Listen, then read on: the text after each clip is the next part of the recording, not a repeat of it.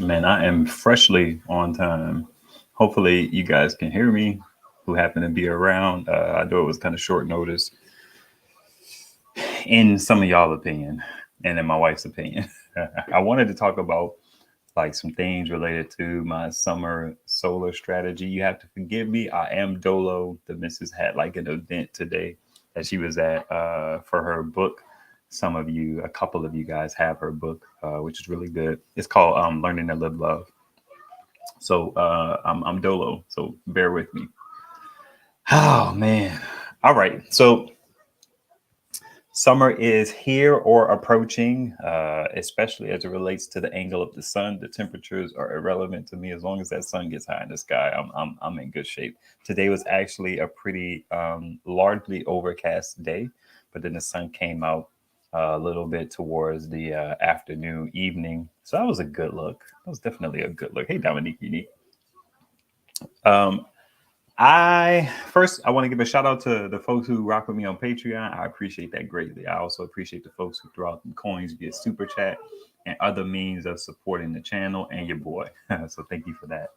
I did put up a video today about shoot what me power dumping for my EB3A into my EB70. That link is on my Patreon. It's Patreon/ askivesolar. It is not a paid post. It's a free post open to anybody who happens to go to the page. I was trying to get my EB70 some more juice because I typically toss it in my kids' gaming area to power their two Xboxes. So I ran into some interesting things. I have two shorts coming out about that soon, but then I just recorded a whole video about it and I threw it up on Patreon, which is what that's about. Um, Not only does it allow you guys to support the content and me as a creator and all that jazz, but it gives me an outlet for videos that don't really land well on YouTube and don't necessarily contribute to the growth of the channel. So, it is what it is. Now, what's up, Nathan? I started to text you, but I was like, he's pretty clutch with coming through on the live stream. So I figured you were good money. It's good to see you, sir. Um, the first thing is a little bit of a light one. My wife is kind of like reneging on the idea. If y'all have seen some of the videos, she be like, "Yeah, you got the whole backyard." And so now I got like a ton of panels back there because solar being so light during the winter, man, whenever I get a sun day, I'm putting like everything out there. So right now I have, man, the all powers is always typically out. The Elicanta, the new panel is out. The big blue is out. The two rock pals I have are out. The 250 watts I have, the Renogy and the Sun Power are out. Shoot, my two flat flexible panels are out. Man, everything is out except for this like Renogy joint I bought on a whim. It was like a 60-watt folder and I got it for like 75. Uh, that one is like my only panel that is not outside. I don't use that panel. I may give it away locally to somebody if things kind of line up, if I'm able to like get this acquaintanceship going. Because I feel like they could benefit from having getting their feet wet.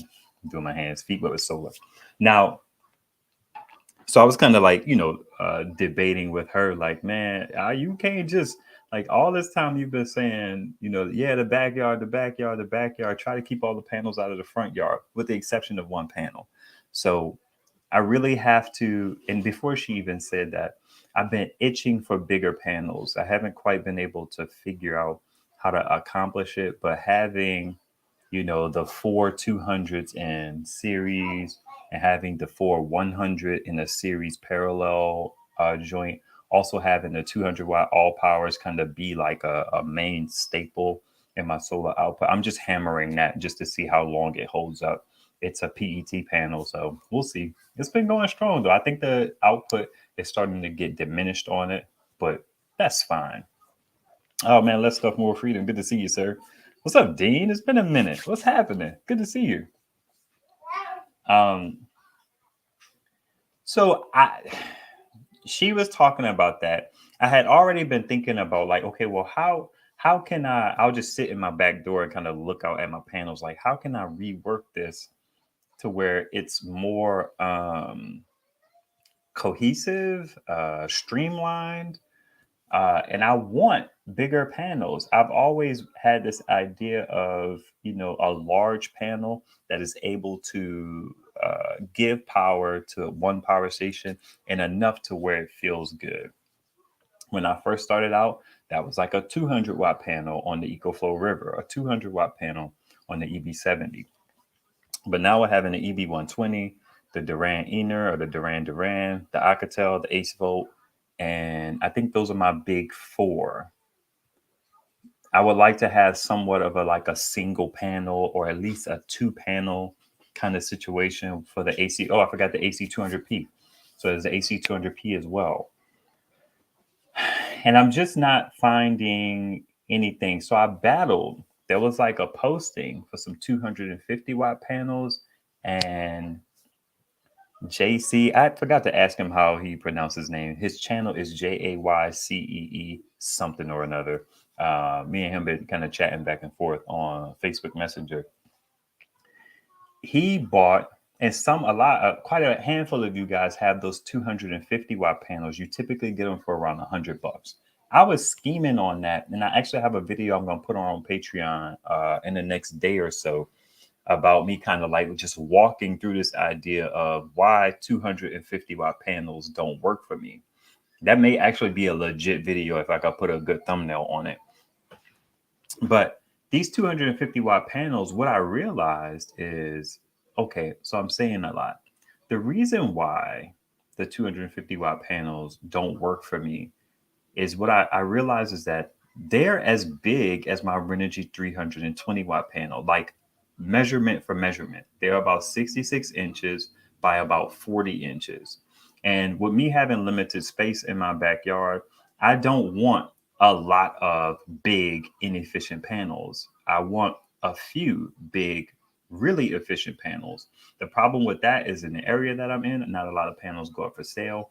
I have seen some interesting things here and there, but I went down the rabbit hole of trying to figure out what shipping was from, Santan and Signature Solar. Now, there's a couple of things to talk about there.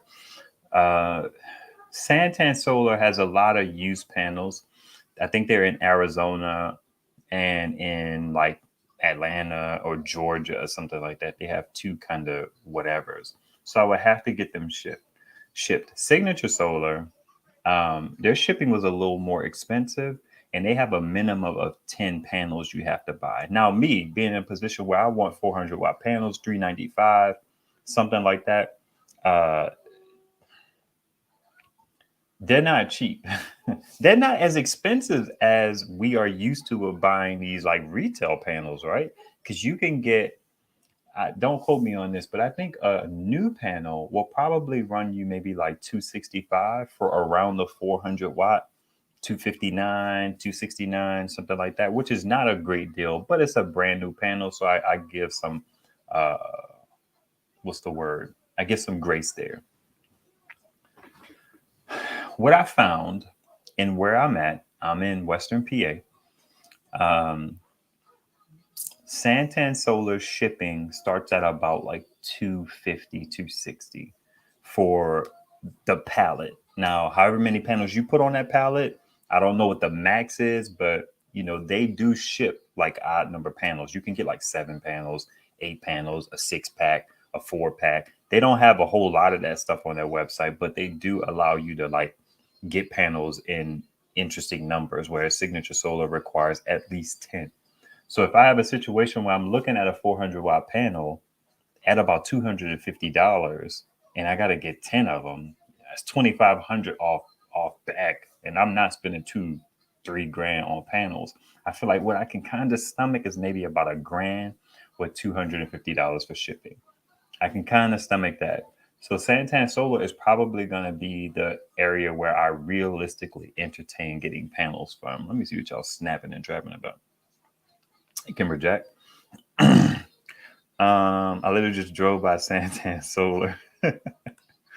Oh man, that's cool. Daughter had a softball game right there. That's what's up. I envy you guys who can just get in the car and go down and get some panels. That's a good one.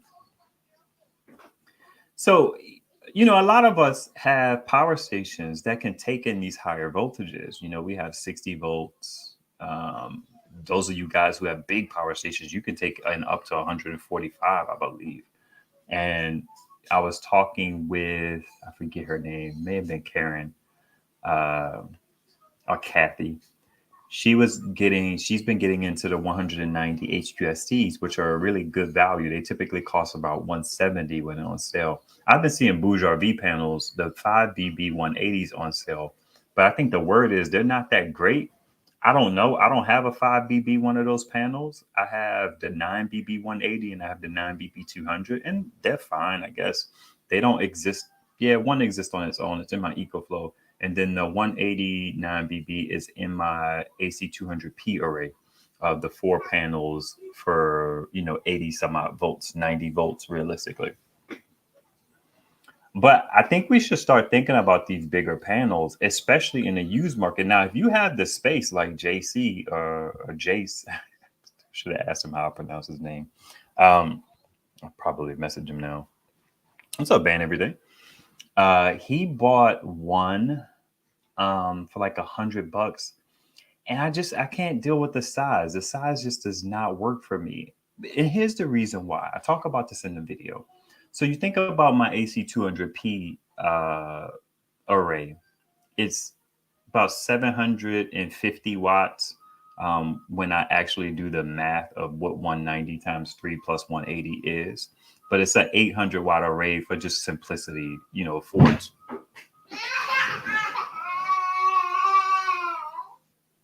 Come here, Mama. Excuse me 1 second.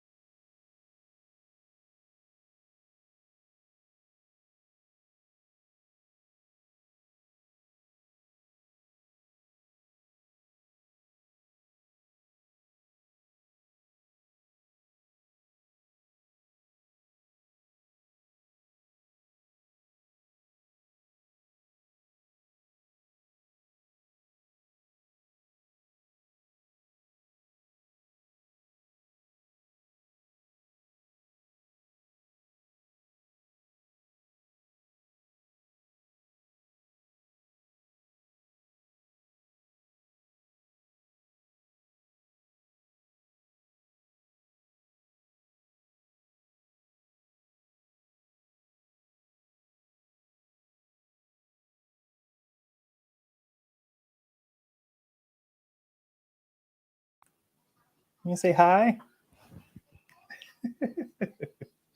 You feel better? Cool. All right. What was I saying? I don't know. Don't touch. Don't touch. Don't touch. Shh. You sleepy? You want to go finish watching the TV? Okay. All right.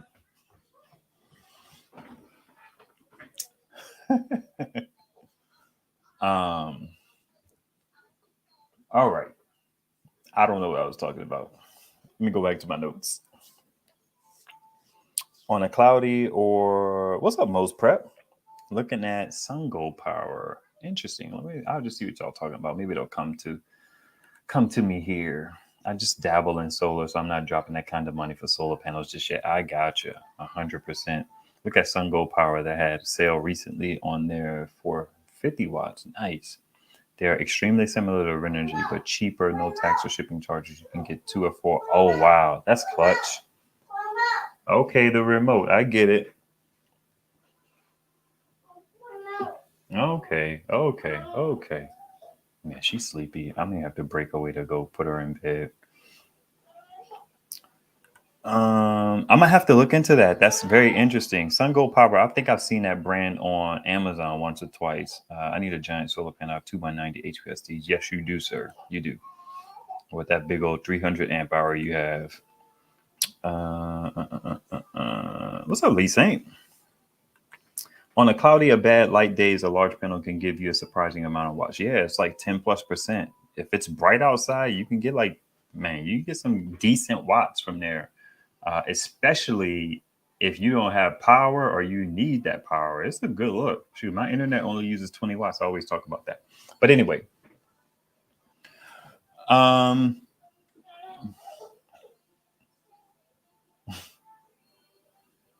what time is it? 5:15. Okay. So overall, me having all of these panels in the back. Oh, I was talking about the 250s and how they wouldn't work in my AC 200p. So I was talking about how that's like an 800 watt array, 750 technically, if you do the math, I think. So in order to kind of get close to what I have now, I have to put three 250 watt panels in that little area where I have those four panels. And those panels are as big as my Renogy panels. I don't see that doesn't make sense to me. Just to put such a large panel only to get 750 watts when I have four panels there, and they're doing pretty much the same thing. I don't see myself doing that. It just doesn't make sense to me. Now, to add a little bit of intrigue here, you the Renogy 400 and no, it's the EcoFlow. The EcoFlow 400 watt panel sits in pretty much the same footprint as the Renogy 320 watt panel, which is freaking incredible. I would love to get a couple of those EcoFlow 400s. Yeah, you sleepy, mama. I would love to get a couple of those. So, and then I have a note around here of the measurements of these panels, because I have to keep track of stuff like that. Because as I research things, hold on, guys, let me go get this young lady squared away.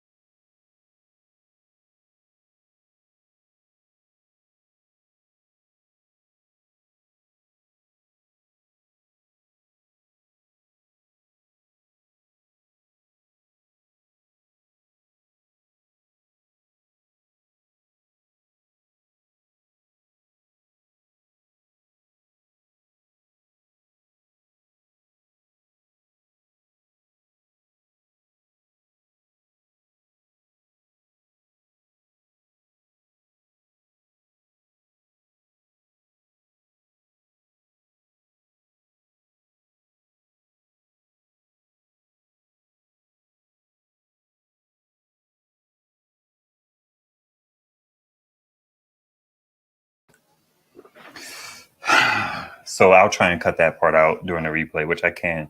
I should be able to do in the editor. Um, the Renogy 450s and the 550s, they actually sit in a pretty good footprint as well. Where are these notes at? I know they're around here somewhere. Oh yeah, what I was saying is I have to look at stuff and I have to take notes because I ebb and flow with my research. And if I don't write it down, then I'll forget it. And then I'll be like, dang it, how big is that one? How big is this one? So let me see if I can show you guys what I mean here. Present. Share screen.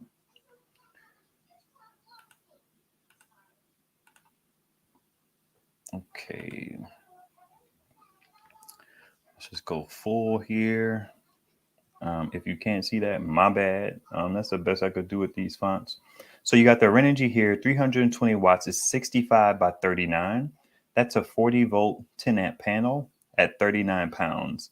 Then you have the the EcoFlow 400. whole 80 watts, basically 66 inches, 67 inches, 68 inches, about 45, and it's about 10 pounds heavier. So that's an interesting thing, right? And then you also have the Renogy 450. It's still about this 45 inches, a little taller for a whole like what 130 more watts. I think that that's interesting because the width of those panels, I mean, 5 inches is a bit much um, to be able to like handle and move, but I could handle and move them. And I wouldn't be doing anything too drastic with them, moving them. But to take advantage of the sun, I would be. And I would like to be in a situation where I have a 400-watt panel, which can replace my whole complete 100-watt panels that go into my, right now it's the Duran, but that can kind of switch out between the Duran and the EB120. I kind of exchange those back and forth because they both can take in up to 60 volts. And because it's a series parallel array, it's 40 volts at 10 amps because they're 100-watt panels. Is it 10 amps? Yeah. Once I combine them in parallel, it goes from 5 amps to 10 amps. And then I combine them in series, it goes from 20 volts to about 40 volts. So it's a 40 volt, 10 amp array for, 40 times 10 is 400. So it's very interesting to me to have these bigger panels. Now, I feel like I need about 4 of them. I want 2 for my AC200P array, and then I want 1 to replace that 100-watt panel. And then I feel like I need another one for whatever. If my wife really pushes hard to get these panels off the back porch, which I don't think is reasonable. uh, my thing is we have always had panels, at least a panel or 2 on the back porch. They're typically out of the way. She was like, the kids are getting bigger, you know what I mean? They're moving and shaking. I'm like, I don't see that as being valid. Now I have a bunch more panels back there. Right now on those banisters, I have the EcoFlow 110, the Renogy Sun Power, what's it called? Renogy Eclipse 100-watt. I have a 100-watt HQST. I have a 200-watt Rich Solar. And shoot, right now I have 2 100-watt rock pals laying flat just on the base of the porch. That wouldn't be a typical thing. I would deploy those in the yard. And sometimes I have the Bouge RV from the front zone out in the back, getting some of that back sun because typically my house casts shade on my front yard. But how the panels are positioned, I don't think that there's a big risk to the kids. I mean, they typically only use the back porch as a conduit to get into the backyard, or they run around and play like that. But the back porch is not like a chill spot for us. My wife hangs out back there. She does the grilling in the family. I could care less for doing. I could not care less about doing stuff like that. So she sometimes sits back there and just gets fresh air. So I understand it, but I feel like 1 panel, 2 panels should not cramp your style. Now, what I would like to have on that back porch is 2 200-watt panels. I even thought about, not seriously, taking one of my 200-watt or like my Bouge RV 180 and pulling that up on my back porch. So instead of having my 300-watt array, which is 1 200 and 1 100, I would have 2 200s back there. In that situation, even if I flat laid those during the summer months, it would be a good look because it's not necessarily about me getting the most out of these panels. It is, but once you put, 2 200s flat and you're getting, let's just say 300 watts, because you can get like 150, I think. Let's assume that's a good look because against the watt hour capacity of the Ace Bolt, which is 2,000 watt hours, I feel like I could kind of live with that. The reason why I put the 200 watt and the 100 watt in parallel is because a 200 watt is just not enough to really make a good dent in producing power to this Ace Bolt and using the power. This thing will never get full. It never gets full. I'm gonna see if summer tail's a different tail, but it never got full during the winter. But this winter was a struggle. So right now I'm kind of like really chasing the sun. So I'll pull it off and put it on my chair and aim my chair towards a joint, which I can't really take. Um, I'm not going to be able to always take advantage of that because, like I said, sometimes my wife does want to hang out on a porch. So I can't just have a panel kind of like just in the middle, so on and so forth. I can do that here and there, but I can't count on it. So if I could get two 200 watts to lay flat, one on one area and then one kind of on the other side out of the way, I feel like that's a better look. And then this particular area is kind of good, which is this particular zone. Now, I still like what I have going on my where my EB3A sits over by my window in the kitchen. That gets power. But those are kind of like optional deploys. I really need to have this zone covered. I need to have that TV zone covered. And then my basement is a whole thing. What's up, Wayne? Hey, Radiant Jasmine, you made it. You made it. Good to see you. All right. Get back to these comments in a second. Let me see where I'm at here.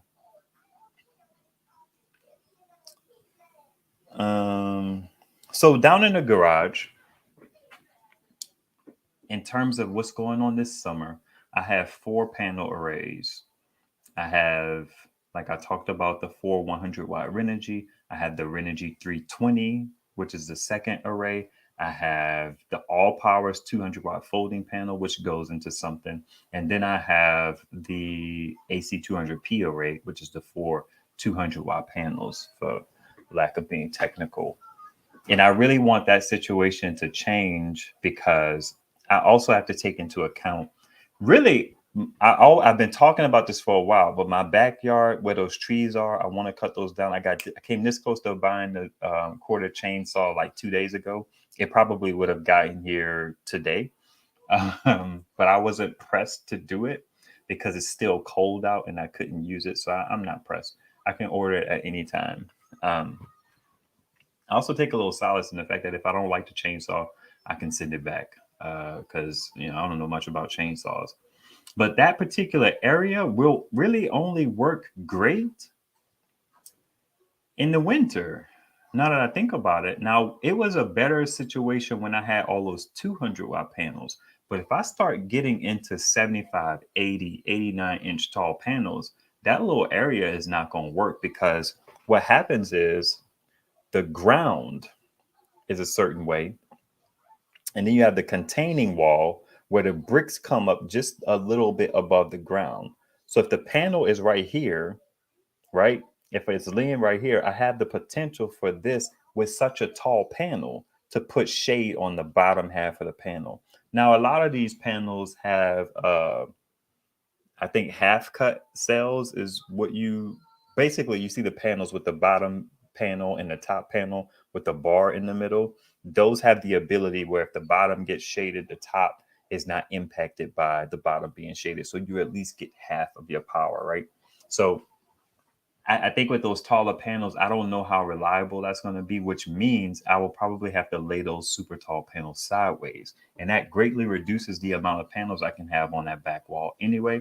I also feel like laying them sideways may be a better thing in totality because summer sun is high and an angle in the yard is that's no good to me. I need to have those flat. So then if I had to turn those panels sideways, and I guess the sun should be over here, that could work where the sun is kind of shining down on an angled but horizontal panel instead of a vertical panel. um so I still need to cut the freaking trees down and dig up the roots and get the whole system out of there.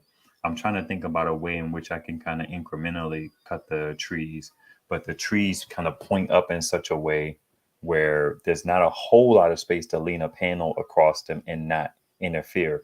And what I want to do is I can't cut the tree too low because you need some of the joint for leverage to try and rock it and get the roots up and cut at the roots and stuff like that. So if you put it too low, then you lost your leverage. All right. Let's see. Oh, I just got my 2017 Chevy Bolt EV. Oh man, I'm jealous. I'm jealous. That's what's up, man. Been chatting about that. That's cool. I'm glad you got it. That's dope. Do you guys have in your area like time of use, so where if you charge your EV at night, you get the cheaper rate? Or is this something where, power is just power? Because either way, charging at home is better than typically what I've been, my research, EVs use about a third of the power in terms of cost than a ICE or internal combustion engine. I didn't know what that stood for like 12 months ago.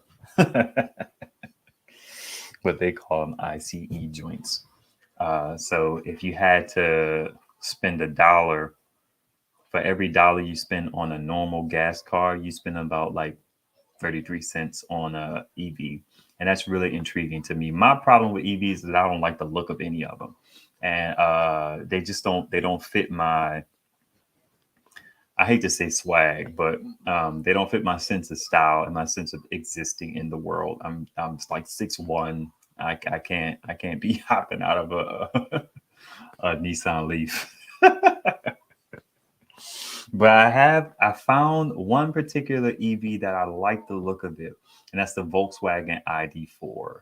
It looks like a kind of normal, not super feminine, not super EV from the future and all that jazz. It just looks like a normal little SUV that I feel like myself or my wife could kind of ride around town. Now we're not in the market, but you know, I'm still curious. I'm still curious. Let's see. The amps on the EcoFlow panels are amazing. What do you mean? Mo's Prep and Tech. They're about what, 40 volts, 10 amps per the measurements. Watch out for. Let's see. I ran my air conditioner for 22 hours on one charge with my 300 amp hour ampere time battery, but it was in the mid 70s. It used 2.8 kilowatt hours of 3.8 kilowatt hours and kept it 72. That's what's up. That's another thing that's going to be interesting for the summer is whether or not I can get some cooling from my solar arrays.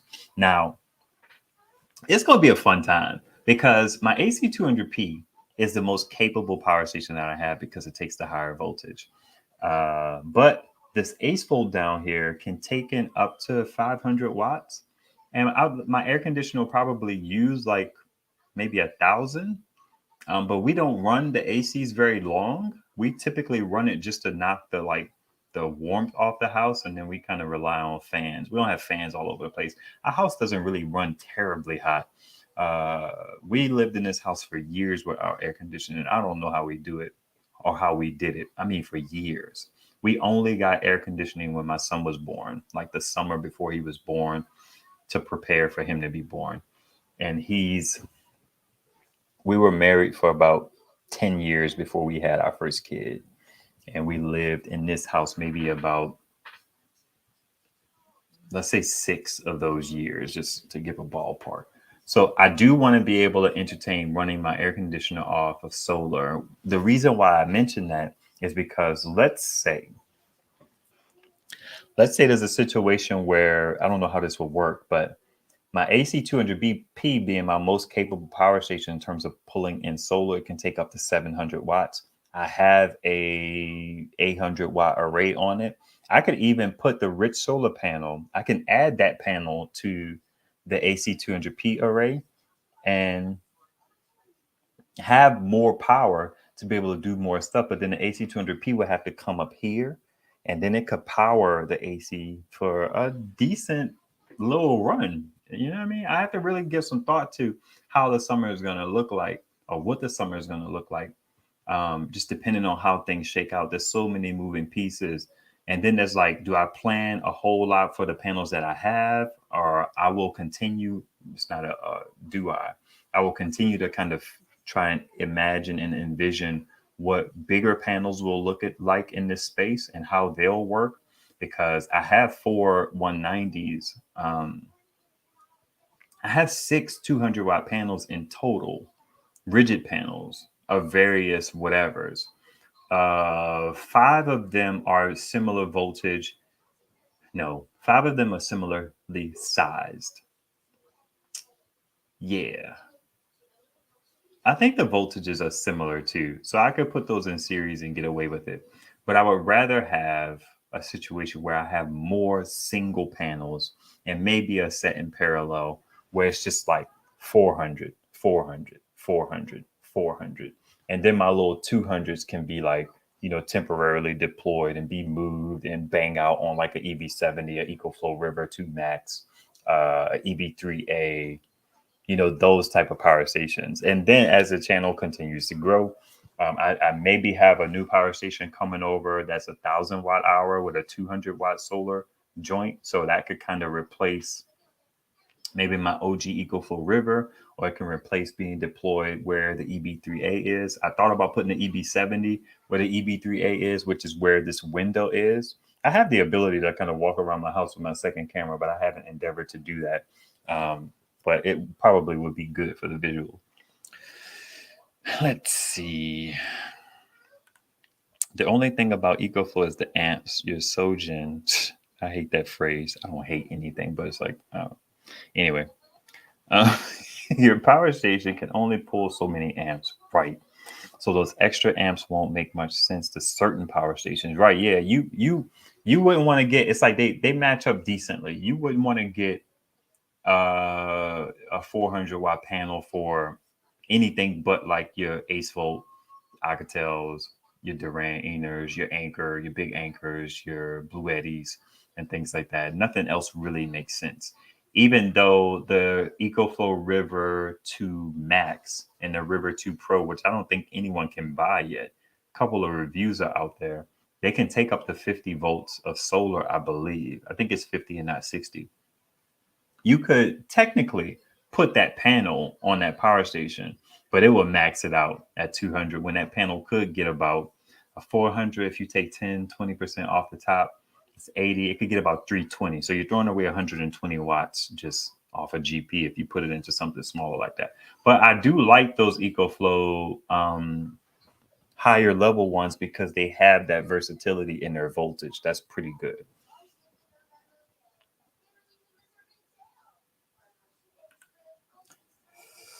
What's up, man? All is well.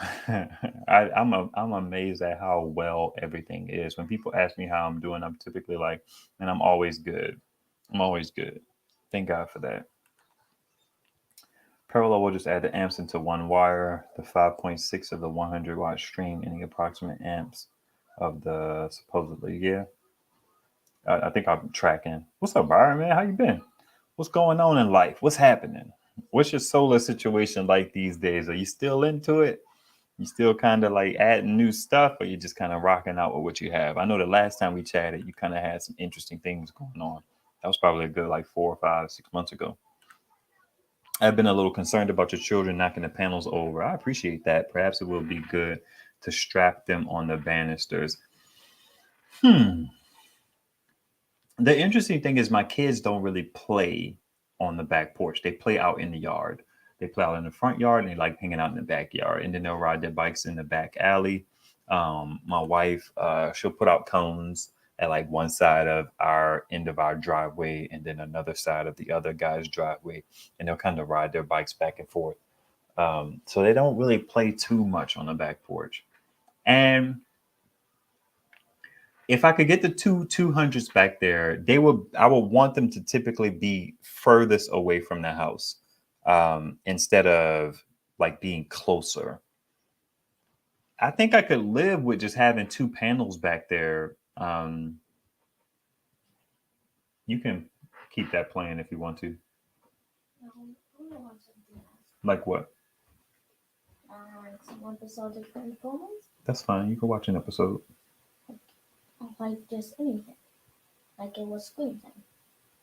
You can watch an episode of Transformers. The remote's right behind me. Like,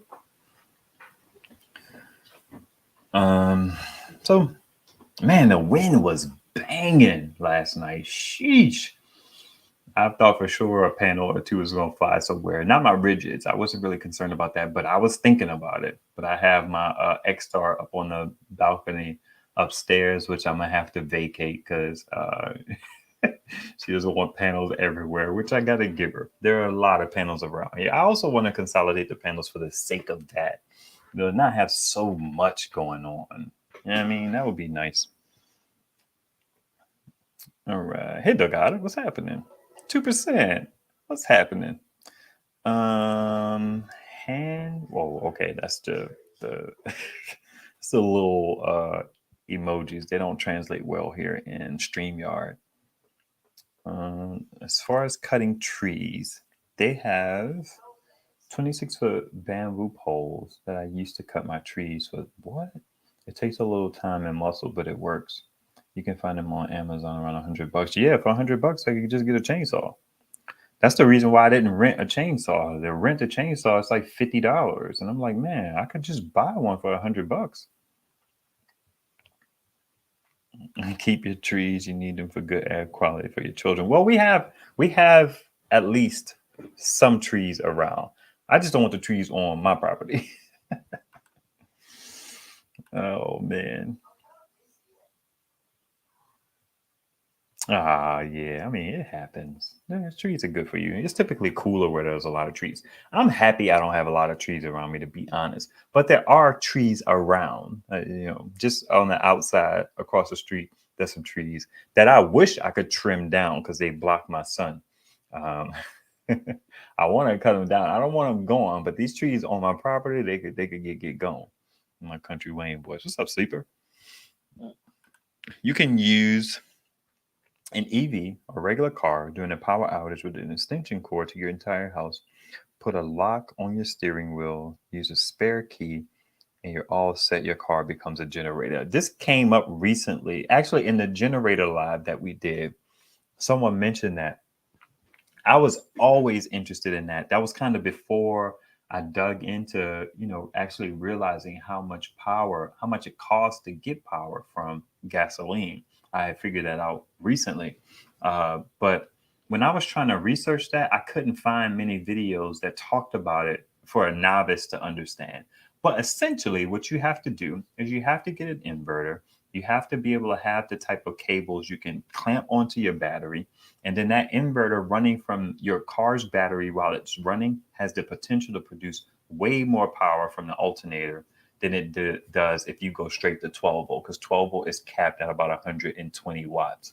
But if you connect directly to the battery, then that's a whole different story. I don't fully understand what kind of amperage alternator battery combination in a vehicle is capable of, but it's a lot more than what we can get from the 12 volt port.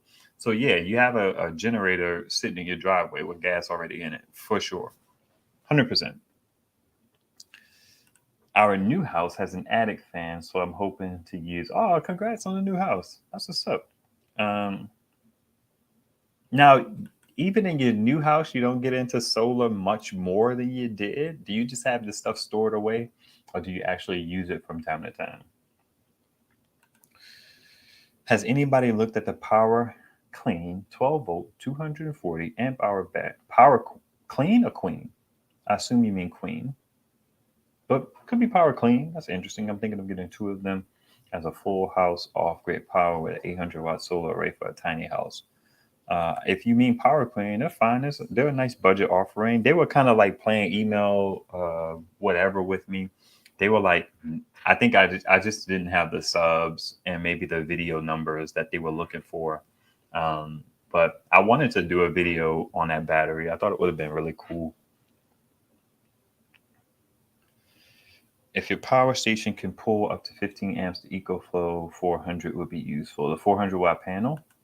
Now, I'm talking about their rigid panel. I don't know what their folding panel is doing. Their folding panel has a wild voltage, or something like 48 volts or something like that, which I think is weird that they didn't make that thing to work with their EcoFlow River Pro. The EcoFlow River Pro 2 should not be maxed at 200 watts.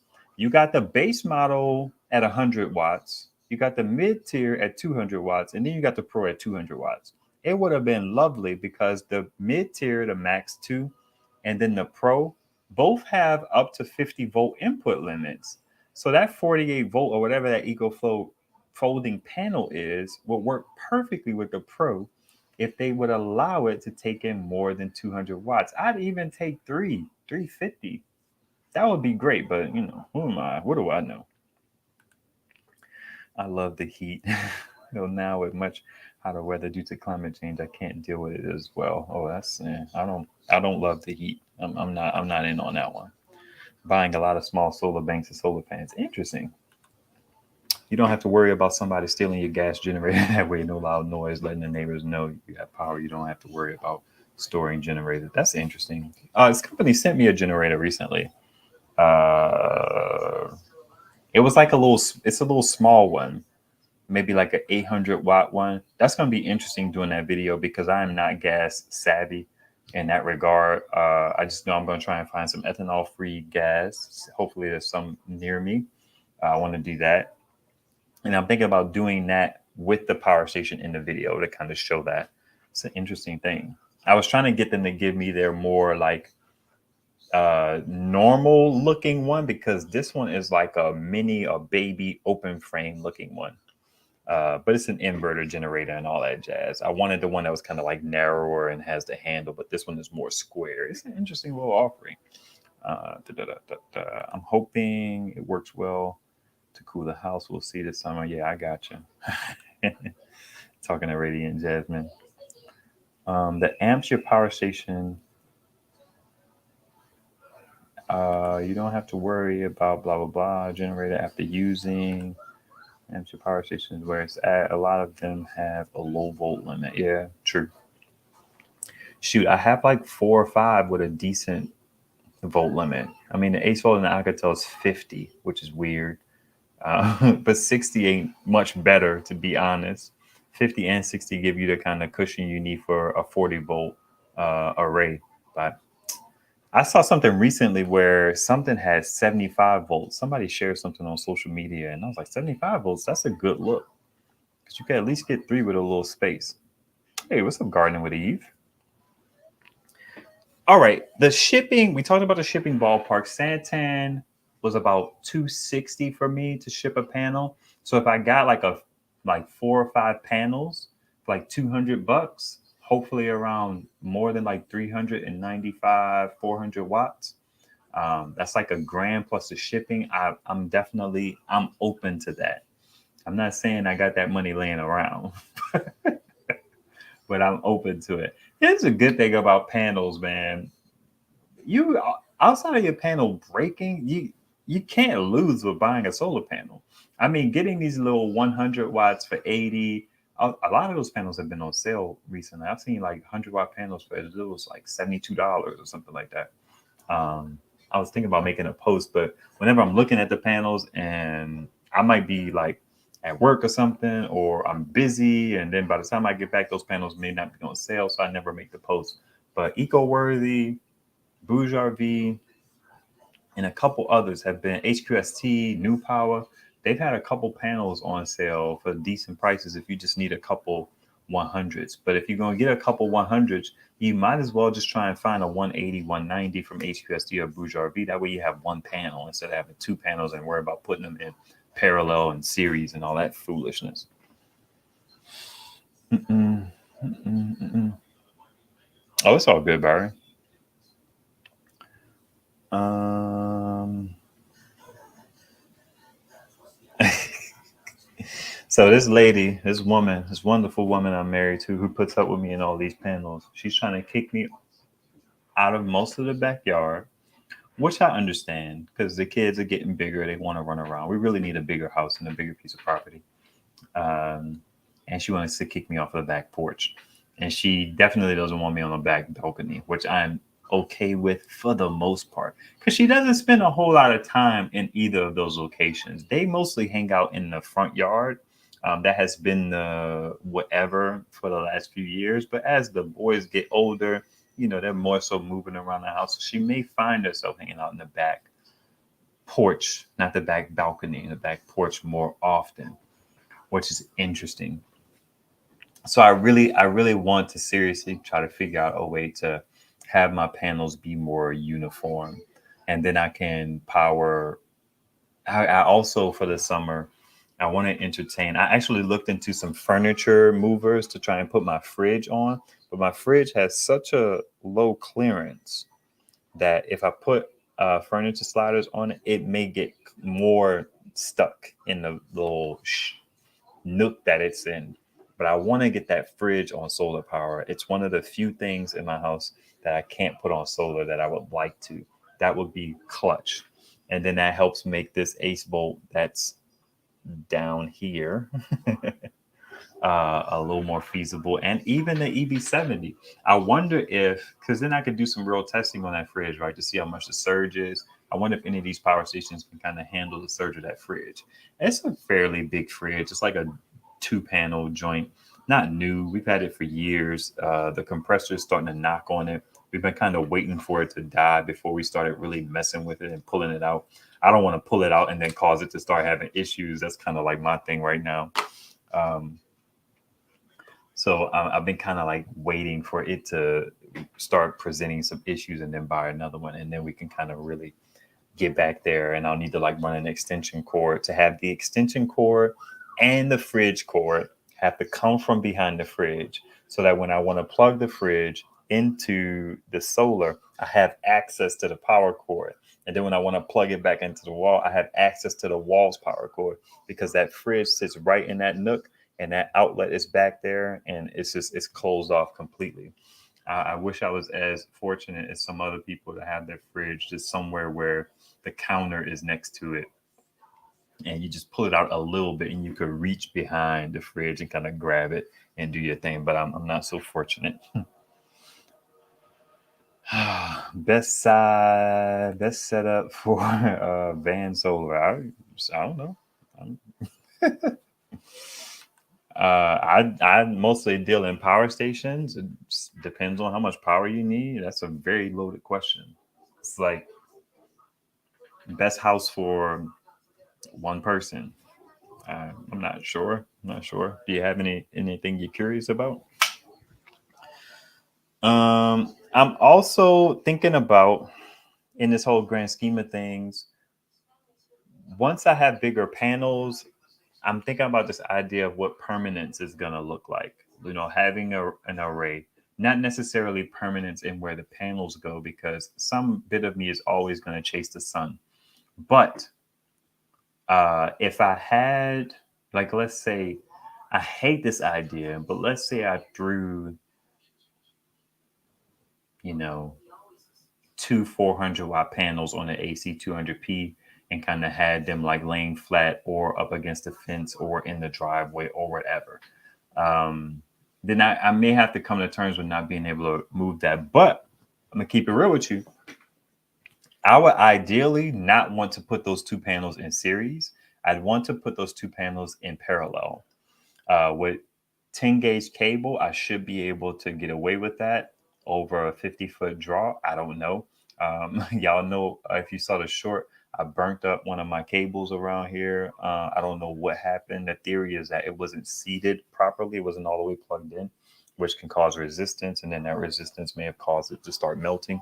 It was also a super sunny day. So I wonder if that panel was just producing a slightly higher bit of amps, which I don't think was the case because it's only like a 10 amp panel. It might be like an 11 amp panel or something like that. Um, yeah, I don't know what happened there, but I do want to entertain the idea of like where would I want?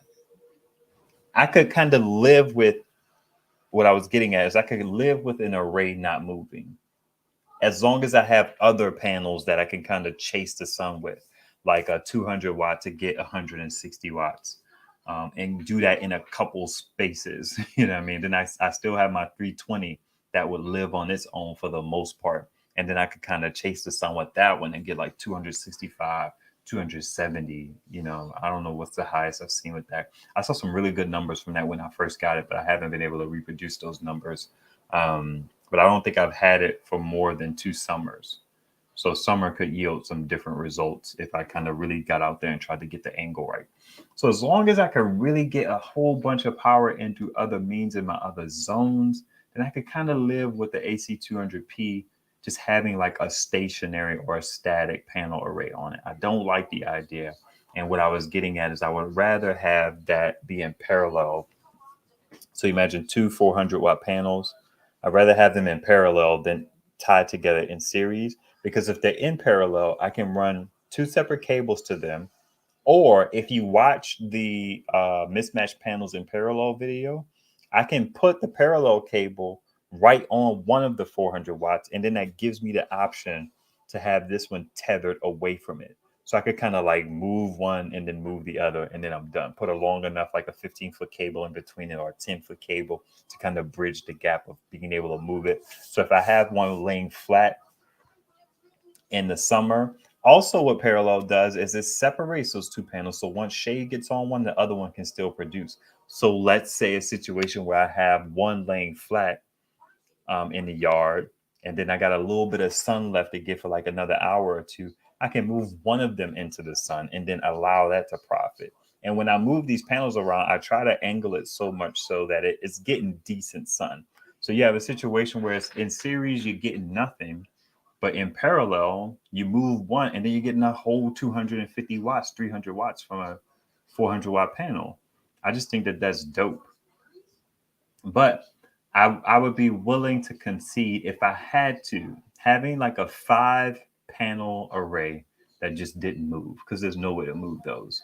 I mean, I just have to live with it. And then with summer kind of coming and the sun being high, my panel array on the AC 200p will probably not move. Oh, I know something else I was saying. I was entertaining, I don't know if I completed this thought. I was entertaining taking one of the panels off of the AC 200p array to put two 200 watts on my porch.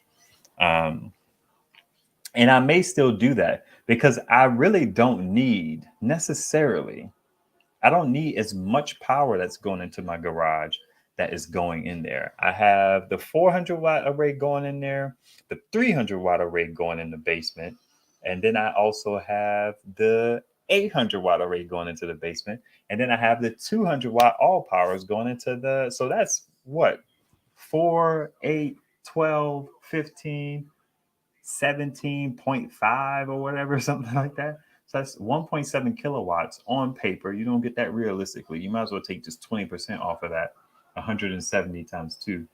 Um, so you take 240 off of that, getting like what, 1.4, 1.3? And that's if you have them angled well. So I got like 1.3 or 1300 watts coming in to the bottom floor. And the real only thing that's down there that's running is my deep freeze in my fridge.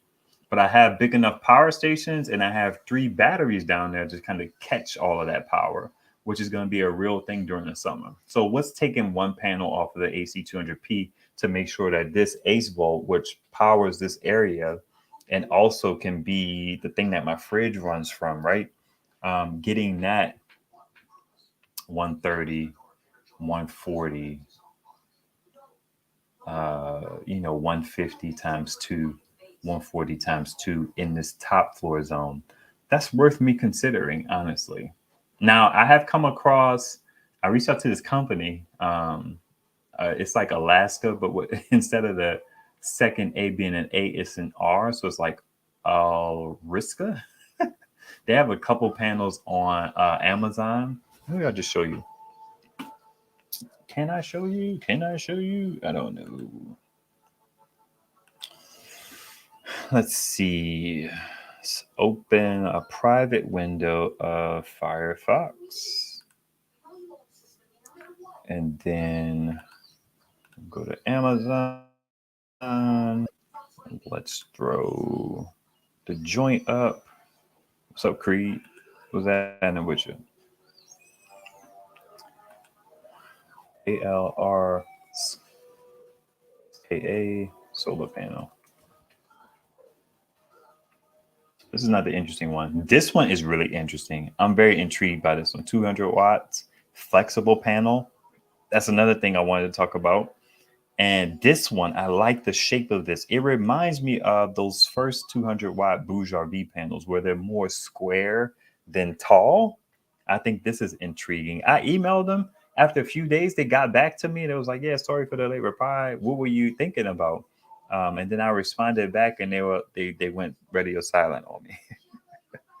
So I'm intrigued by that. The reason why that is important to me is this: I have the flexible one is intriguing, and the rigid one is intriguing because right now, for the sake of just maximizing my solar, what I have is I have the Renogy Black division with a Renogy normal flex panel that is not all that flexible in parallel to get 200 watts. So I could replace that with this, this dip that's just what is it? With this right here. And I just use these joints as ground deploys. That's all I do. I ground deploy them. I don't care. I don't have the space to be able to angle everything because once I start angling a bunch of panels, then they're taking away from my main rigid arrays because they start to cast shadow at certain points. It's not super prevalent, but me not having a big space. Once I start angling panels, then I'm taking up more space and then I have to move panels further apart and all that jazz. So I flat deploy these dips, and that's probably not the best use of these panels. That's kind of why I wanted to get the Bluetti SP200, so I can have a 200-watt easily deployable folding array. It would be nice to get one of those EcoFlow 400-watt folding panels, but I don't think those joints are as weather resistant as some other panels that I have around. Like the All Powers is IP67 rated, which means it's like for the most part it's just fully waterproof. I mean, you don't want to submerge it in water, but I never pull that thing in. I used to pull it in, but sometimes I don't pull it in. I'm abusing it on purpose to see how long it lasts. Like I said earlier. So that flex panel could replace my super easy ground deploy or flat deploy of those two 100-watt flexible panels. And then maybe I'll see about trying to like give those away. I don't know how easily it will be to ship them. I'll probably try to give them away locally to a family member or maybe a viewer who's in the area, even though I'm kind of like sketchy on mentioning the area that I'm in. I don't know. I'm just weird about that. I don't mind, but I don't want to make it easy. uh, Then the rigid panel that they have is also intriguing to me because any rigid panel could potentially, whatever the word is, potentially, there's no extra in there. That one could replace or edge out my all powers panel. My all powers is on, it charges either my EB120 when it's not being charged by the 400-watt Renogy array, or it charges my EB70. So it's going into a legit power station, and it would just be nice to have a rigid panel. Now, the reason why all of this stuff is interesting, right? And this applies to you guys who have like smaller systems or not as many systems. You think about it from the standpoint, let me make the point first. The reason why all of this is interesting is because if I start thinking about and planning for having like 395-watt panels, 400-watt panels, then I don't have to go out and try and buy a 200-watt panel, whether it's a deal or not, whether it's used or not, whether it's from the marketplace or not. I don't have to go out and seek that out because once I get the 400-watt panels, then I have four 200-watt panels to kind of like mess around with and replace certain things. Um, so even in a situation you have where you could have like two 100-watt panels or one 100-watt panel, and you're starting to think about like, man, a 190 from HUST might be good. Then I feel like you should start thinking about, okay, what are the implications of that once I have that panel? And now we know, actually, no, that's not applicable here. But you start thinking about like, okay, I happen to have AC 200p with four 100-watt panels because I was into 100-watt panels at the time. So then if I'm in an area one where I could just shoot over to Arizona and you got an AC 200p, you could spend $200 and get like a 350, 325, 380-watt panel, scoop that dip up, and then your other panels could be used on some of your other smaller power stations. And then you have zones that you can start relying on. You can have different areas where you can have solar panels. And one thing people like will say, man, that's a lot you're doing. You're doing a lot over there, moving. And so it's not really a whole lot, but I look at it as Like, what am I going to do if we lose power? You know what I mean? It's like it's practice. There's a benefit to it in cost savings. Like I say, they pennies, but they my pennies. There's a benefit to it in cost savings, and I'm also very affluent in what I need to do around here to get power into certain areas of my home, and I understand how much power those power stations can produce. So if you have a situation similarly where you have one big AC 200p, and then maybe you have the EB70 from when you first started out, or the EcoFlow River, or the EcoFlow River Pro from the Costco deal back in the day, then now you know, man, I could buy a 400-watt panel. I could get a 325-watt panel and take those other two panels and throw them at the front of my house and toss it on my EcoFlow River or my EB70. It's like but sometimes what we end up doing is we just end up buying more 100-watt panels for $100 a pop when you could get something at 50 cents a watt versus something at $1 a watt. So that's kind of why I'm speaking to all of this. I'm trying to be very intentional with, okay, well, maybe I see a Boujar V 9BB 180 for 140. It's like 130 or something like that. It's like, do I buy that or do I just wait and figure out what I actually need to do? Because I have a lot of panels. I have four 100-watt, I have six rigid 100-watt panels, four Renergies, one HQST, and one Renergy Eclipse. Then I have six. I have six 200-watt panels, or somewhat. Three 190 HQSTs, one Boujar V, two Boujar Vs, and one Rich Solar. And then I have two flexible panels. I have one, two, three, four, five, six. I have six folding panels, and that's just the 100 watts. I got like little one-off panels. I got like a Flex Solar 60, a Flex Solar 40, a Renergy 60. I did not have two 50s.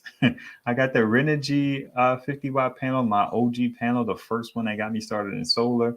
And then I have the Renergy, the SunPower 50-watt. So that's a lot of panels. Let me see what y'all snapping and driving about. Okay. Okay.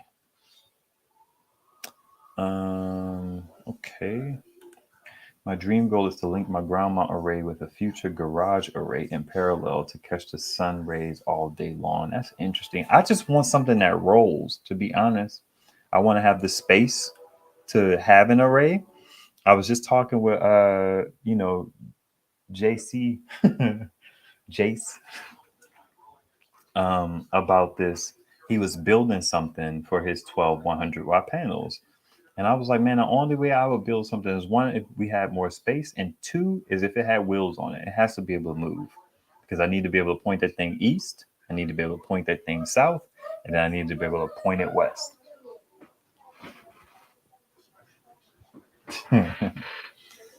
All right. I'd like to run my fridge on solar as well. The first person I know who was using solar power was only using it for a fridge, since the refrigerator is always running. Yeah, it's like you buy, that was my big thing when I first got into solar. It's like, what are my constantly running loads that I have in the house? That was my refrigerator and that was my internet. Those things were running all the time. And then we had a deep freezer as well.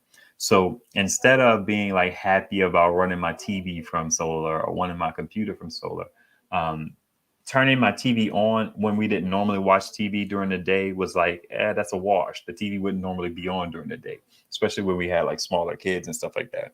I mean, we still won't watch a whole lot of TV during the day, but we definitely didn't get into it too much after the first initial like burst of the firstborn watching like the kids whatevers, but we don't really watch a whole lot of TV during the day.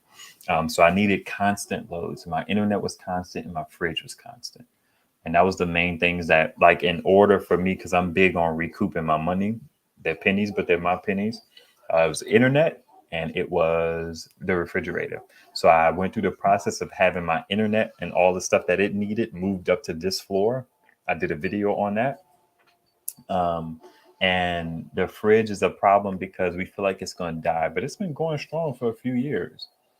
It hasn't. I cleaned it up with a vacuum, and I didn't even clean the whole thing up. I just got under there and vacuumed off the coils, and it started running really nicely. I need to do that again soon, but I want to get it up out of there to get it on solar. What is going on? Hey Jojo, Jojo, is Saya up too? Why not? Excuse me, guys. All right, looks like he's on his way down. Hopefully. Lead acid batteries are better if you're staying in a cold climate. That's fair. And in the temperature that goes over 115, it's like I hear you, but still not buying lead acid. Vans have problems on hot days. I work. You work on RVs. Oh, okay. Another one of my viewers works on RVs too. I would never put panels on my roof, especially not in this house. It's just I would never do that. Those all black panels are great if you ever want to put them on your roof.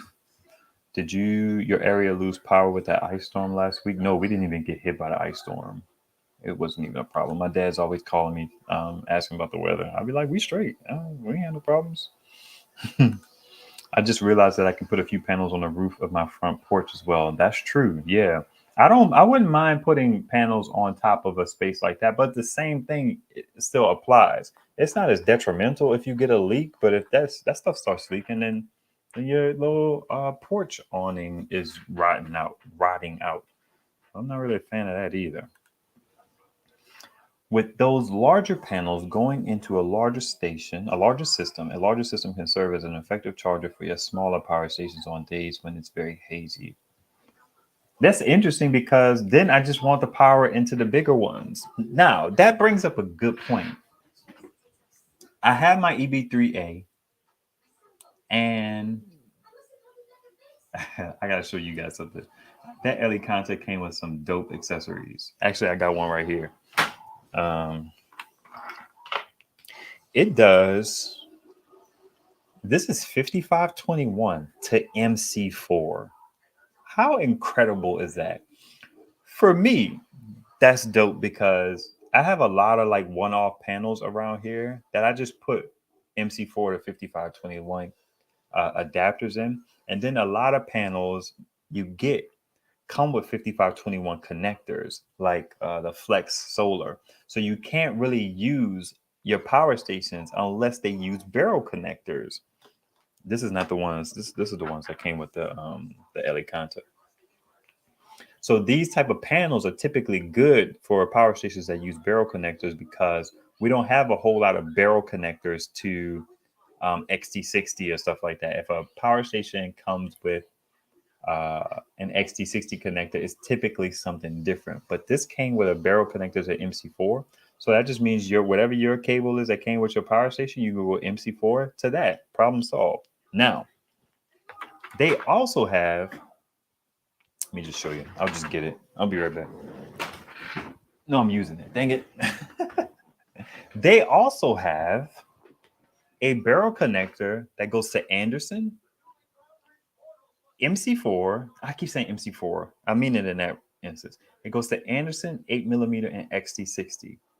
Complete game changer for me. I have a couple of shorts coming out about that because I have a panel outside. Actually, my two 100-watt flex panels, they're on a 5521 extension cable because that cable is flat and it goes under my door really well. But what that means is before I got this adapter, I could only charge up 5521 power stations or power stations that can use these. So I could put my Jackery on there. I could put this is 5525. I could put my big blue right there. My big blue sucks because it stops charging from solar and you don't know when it's going to do that. It'll drop down from like the 60 watts is getting to 8, which is just garbage. But my bull bat, I can do 5525. But now, here's what all of this means. The bullback can charge at about 120 watts. The Jackery can charge at 85 watts. Y'all know I have two of those 100 watts in parallel now. With me being able to have this come under my door, 5521 to extension cable, 5521 as well, with the ability to go from that to XT60, I can put my OG EcoFlow River at my front door, which is dope because you know that thing can take in up to 200 watts of solar. So that's a good look. Whereas I had been struggling with what I could put over there that was actually useful. So I'll be like charging the Go Labs and the Jackery and the Rock Pals and all that jazz. But now I can put that EcoFlow River right there. It's a better use of a power station that can use 200 watts. And because it doesn't have a whole lot of watt hour capacity, typically what's ideal in that situation is to just take and either power dump from that into something else, which I do quite a lot, or I just run an extension cord from my front door into my living room and I'll power my TV off of that instead of having my TV and my internet come from off of the EcoFlow River 2 Max, which is what powers that zone to begin with. So it's an interesting option with these new accessories that came from this Elecanta panel. Um, I love that little panel and the accessories that it came with. I think it's dope. The panel's nice too. All right, let's see here. There we go. Making good time too. So in this live stream, anybody who's in here or anybody who's watching has the ability to win this Rock Pals 300 watt hour joint. I'm always rooting for you guys. Nathan won the Go Labs. That was the one he picked. So now this one is left. This one is interesting. This is not regulated, so it sucks that it's not regulated. This is really just a good put power into and then use the AC to charge stuff. It's really all this go. Or use the 5521 to charge another power station because it does not have pass-through charging as well. But I like the form factor. I like how small and portable it is. This is a good like lamp deploy in like a bedroom or a kitchen or something like that. And the 300 watt hours or whatever it has in here will run like a 10-watt load for a good bit. So this is up for grabs during this live stream.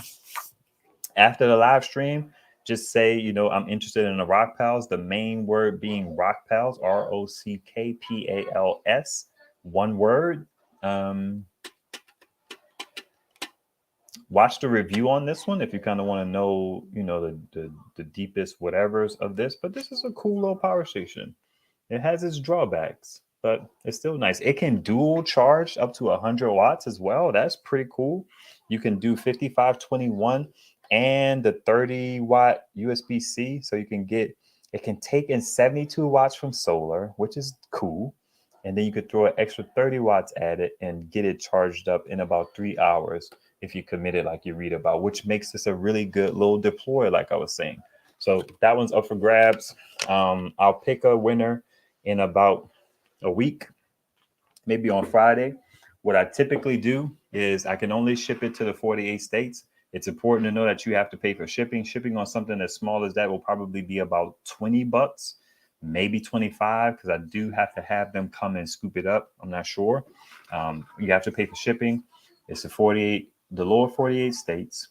I'll pick a winner in about a week, probably on Friday. Um, Anybody who expresses that they're interested in the device, you have to do it after the live stream because comments in the live stream I can't select from. So comment after the live stream, use the word Rock Pals, ROCKPALS, one word. And what I'll do if you win, you'll be the comment that I heart to get your attention because hearting a comment sends out a notification. Sometimes people don't have notifications turned on for when people reply to their comments. That's kind of like why you may not know I replied to you because YouTube doesn't always notify you. It just depends on what your settings are. So I heart the comment and then I'll tell you to email me. My email is solarquestions@askive.com. So don't be talking about no Telegram, even though I use Telegram, but I'll have you email me first and then we figure out your address and I get it shipped out to you. And I've been pretty good about shipping them out for the last one. The one before that, I sucked. But Nathan got his pretty quick. So I was happy about that. What else? In light of this device and how small it is and how easily deployable it is, I have used it a couple times. Some of these power stations I just don't use. We'll talk about that in a second. I've used this a couple times to put power into because I just, like I was saying, I've been using all of my panels. So it's like, man, I'll put power into this one if it ain't been given away yet. Shoot. Uh, these smaller power stations, as I get bigger power stations, I find myself really valuing these smaller ones, which is circling back completely to ban everything's point. The smaller power station is only as useful though as fast as I can get it charged, which is where the EB3A come into play and the EcoFlow River. Now those are not necessarily small power stations, but as I get bigger power stations, I find myself really appreciating the smaller, like 300 watt hour, 500 watt hour power stations because they're easily deployable. Excuse me. Apologies. Get some water.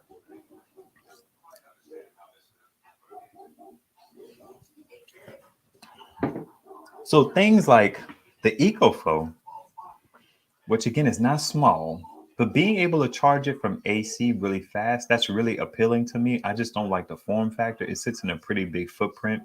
And the reason why I say that is because I typically have like a lamp in my kitchen and I put the power station up on the counter. So having like the Energizer or the Jackery, which are much smaller power stations, is more ideal. I'll even use my Bodens down here to plug a lamp into, and that one's only 166 watt hours. I really appreciate these smaller power stations, and they're really cool. I use them as lights, accent lights in my bedroom. So when I'm walking into dark bedrooms, which I think is dope, versus my wife turning on a light and all that jazz. I do want to show you guys one of these little power stations that I was interested in. Might be a 4 power station. Let's do 200. Let's do 300 watt hours. I think it's called Joybot or something like that. Let's see if I can find it. But the EcoFlow and the EB3A being able to be charged so quickly from a wall adapter makes them really interesting. And here's the intriguing thing that I don't like about that EcoFlow, but I also like it. I'm weird. Check this out. The EcoFlow River 2 was a step backwards in functionality because it can only charge from 100 watts of solar. So I actually like that device because I wouldn't feel bad about relegating it to be just a power dump little thing for my EcoFlow River 2 Max. What I can't do, because what I would do is my EcoFlow River 2 Max will provide power into another power station, which would then run my internet. I've talked about this multiple times. So that when my EcoFlow River 2 Max runs out of power, I got a whole nother 8 hours of power to run my internet from whatever, and then I could kind of last. So I can last as long as the River Max 2 has power in it. And then whatever power it puts into the river, EcoFlow River smaller, not the OG, the 2, that gets that power to run the internet, and then it's kind of like reserve actual battery power. I hope that makes sense. So you end up essentially with a 700 watt hour runtime from those two being combined. The reason why I don't like doing that with my EB3A and my EcoFlow River OG model is because to take something as capable as those two devices, and what I mean by that is they fast charge from AC and they fast charge from solar at 150 watts plus, to take that and relegate that to just running my internet feels disrespectful to them because I have all of these arrays that I've combined. You know, I got the EcoFlow River 110 alongside my Renogy Eclipse in parallel, providing 200 watts of solar. I also have the Renogy Flex and the Renogy Flex Black Division in parallel, providing 200 watts of solar. So to take something when I'm already, especially historically, I've been struggling with, power stations like the Oops And the big blue, the bull bat has been solid because it can take in 120 watts. But I've had all of these power stations that have more watt hour capacity, but don't have good solar input limits or solar input capabilities to take an EB3A and an EcoFlow and their 200-watt capacity and put them just in the zone where they can be power dumped into just felt disrespectful. Now, back to that number 2 of the EcoFlow. That one, because one, it only charges from 100 watts of solar, maybe like 110, and it only has a 60-watt bidirectional port. That one, to me, if I got one of those, I would throw that in that zone in a heartbeat. I would have that be the thing that ran my internet, and then I would power dump into it to keep it running longer through the night. And then I would have that be the cushion for the River Max, which can take in the 200 watts of solar. So it can bang out all day, get its power game up, power dump into the EcoFlow River via AC or USB-C. Um, I wouldn't do XT60. XT60 annoys me for flexibility, but that would be a perfect situation. I don't like relegating capable devices to such menial tasks. So it's an interesting thing to me to think about that idea. So these smaller power stations, man, I was trying to find one. uh, these smaller power stations are really coming in handy. My wife was like, "Yeah, but you still need bigger ones." What's up, Sete? I don't know what your comment says, but I saw your name. I'm trying to find this freaking power station. The power station that I'm talking about looks exactly like the old Sateki and the Savcoms and the Bodens and what else? What else is there?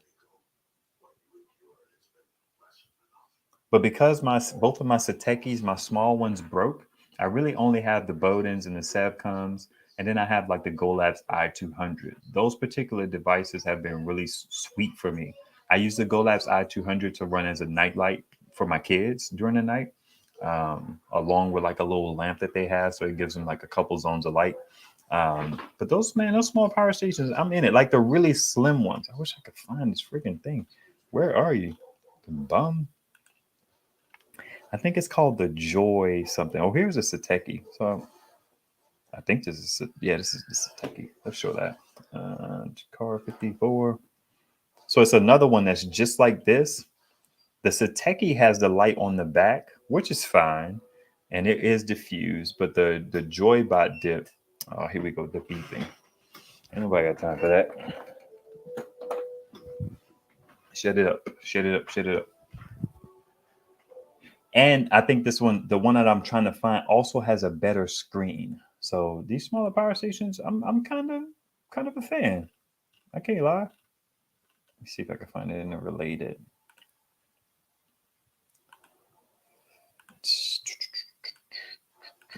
Dang. It's hard for me to let go of something once I start, but I'm just gonna have to make myself let go. Let me see if I can find it one more way. Joy.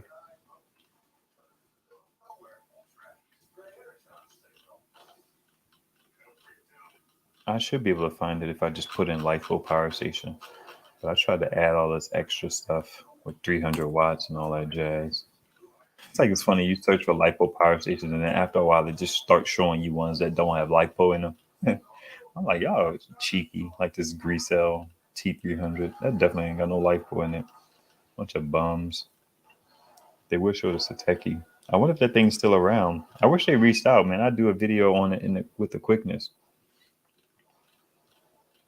All right, I'm giving up, at least publicly. Let's see. What's that guy talking about? My Rockpals 300 works well with my 100-watt 12-volt rice cooker. That's interesting. Or on Wi-Fi all night. How much power does your Wi-Fi use? My situation with my Wi-Fi is interesting because I have to power my router and a network terminal. So instead of it being just 10 watts, it's 20.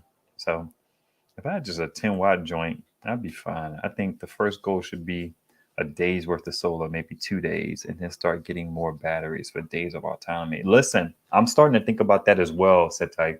Um, I think a goal for me is to have, I typically use about 18 kilowatt hours of power a day. I want to be able to have that much power on hand. But then I have to have enough solar to power all of these things. Because one thing I hate, and it's not, to be fair, I do think we have to get away from this idea of getting our power stations to 100%. Power is power. So if you got a 2 kilowatt power station, a 2 kilowatt hour capable power station, and you get 70% of that, it's like you got what, 1700 watts of power, watt hours of power. I think that's how that breaks down. I don't know. I went to public school and didn't pay attention. I was bored. Um,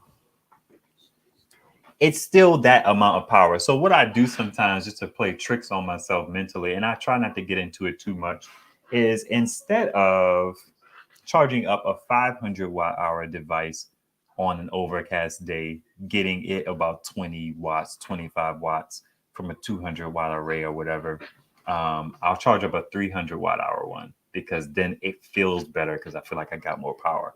But in real life, you got the same amount of power. It's just that it didn't get the other power station up as high. So percentages are almost useless. That goes to another point.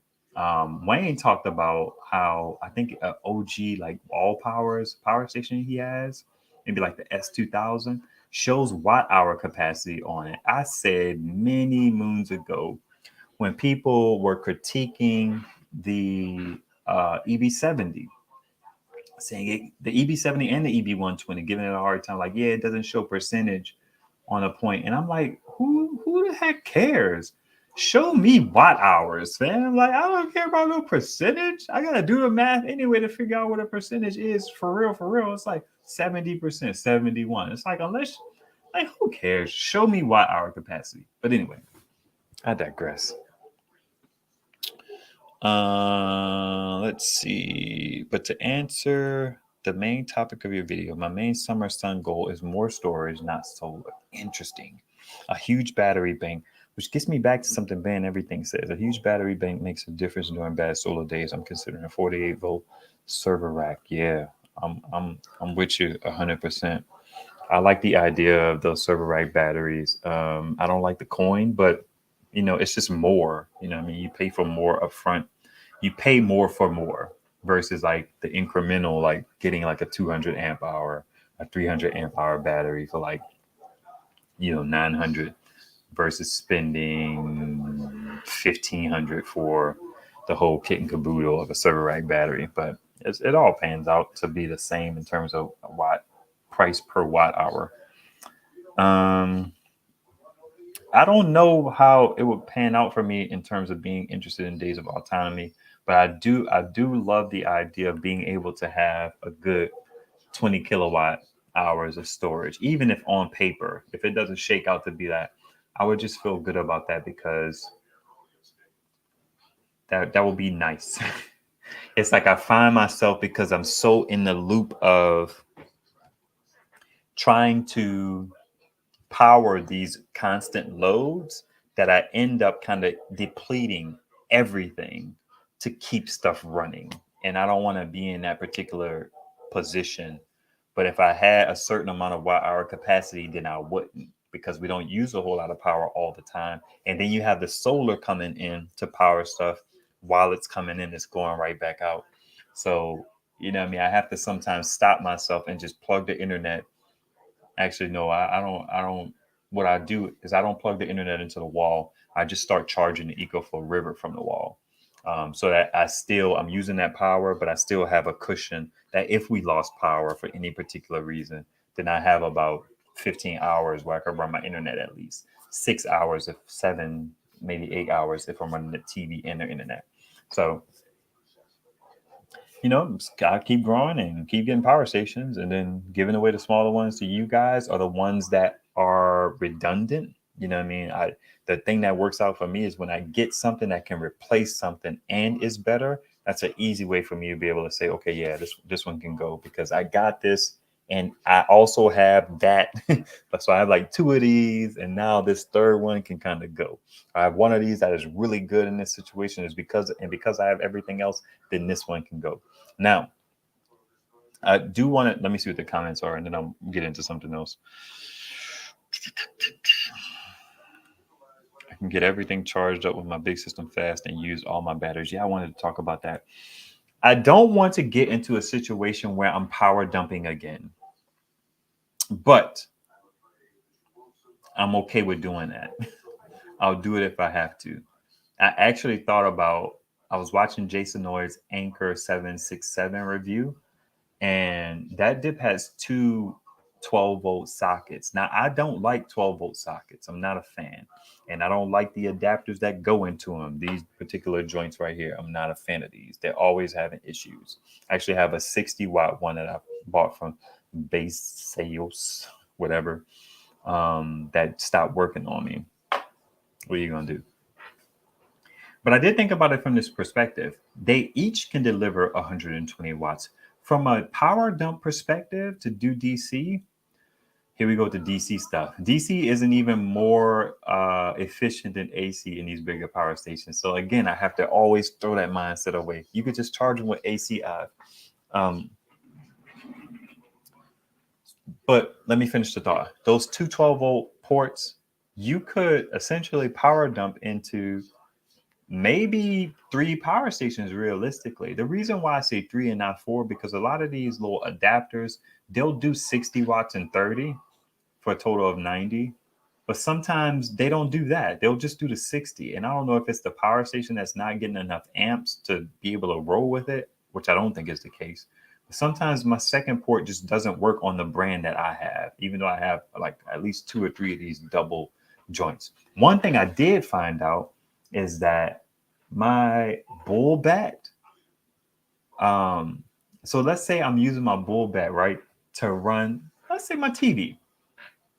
My TV uses about 40 watts. What I realized is because that thing can dual bi-directional charge, I can put two regular USB cables in the two regular USB cable ports, pump in 15 watts from each of those ports into the bull bat, and then the bull bat's getting 30 watts in, and I'm not even using USB-C. So I could then take a power station like the EB70. I could send 100 watts from the EB70 into the EcoFlow River, 100 solid watts.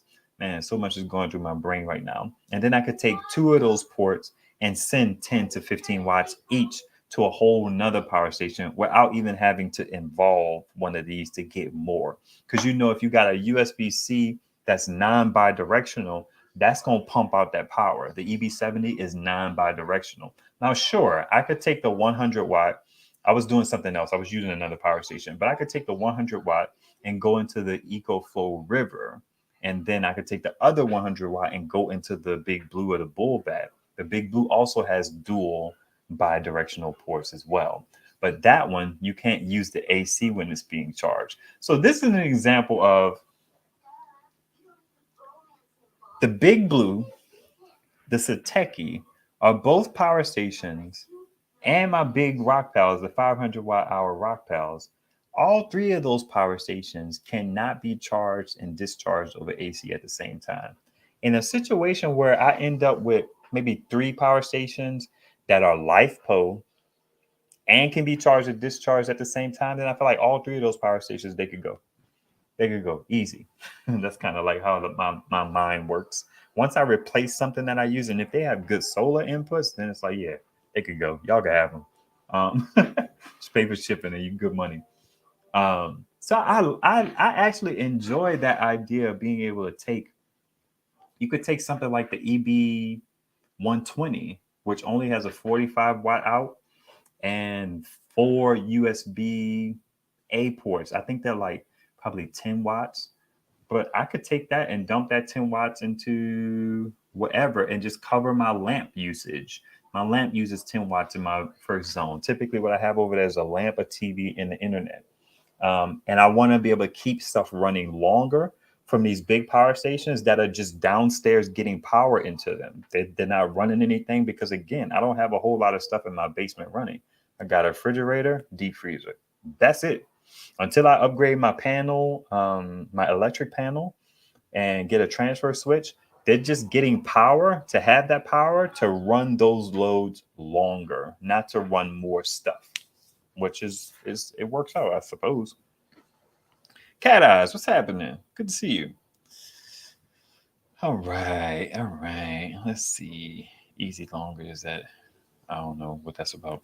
Hello, actually, are you and the family? How are you guys? Mr. Lai, so glad I'm here. Yeah, we're doing fine. We're doing fine. The missus is out and about. So I'm home thugging with these kids, babysitting. There's this big uprising where people is like, yeah, if you're a father, you're not babysitting. It's like, I get it, but relax, calm down.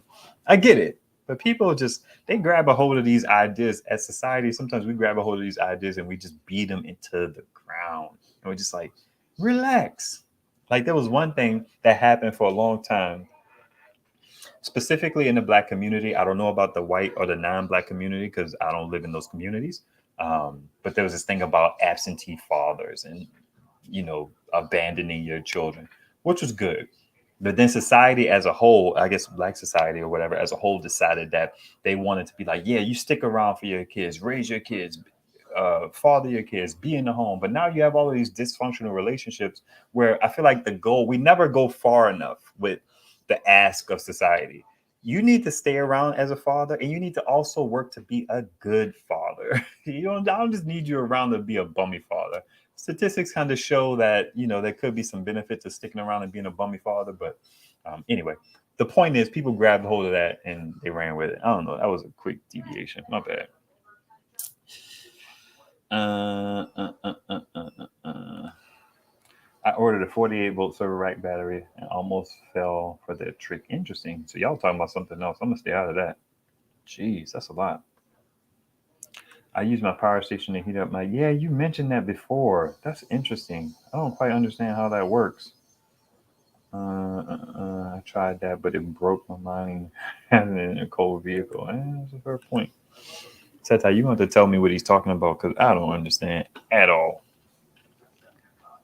Using a power station to warm up a vehicle. How would one do that? Oh, here it is right here. It's called the Just Now. I want one of these. Let's throw it up on the screens. These little power stations, man, they have a place in my heart.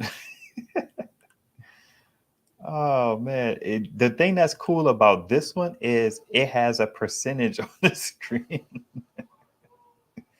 but it's pretty much. Oh, look at that! That's what is that?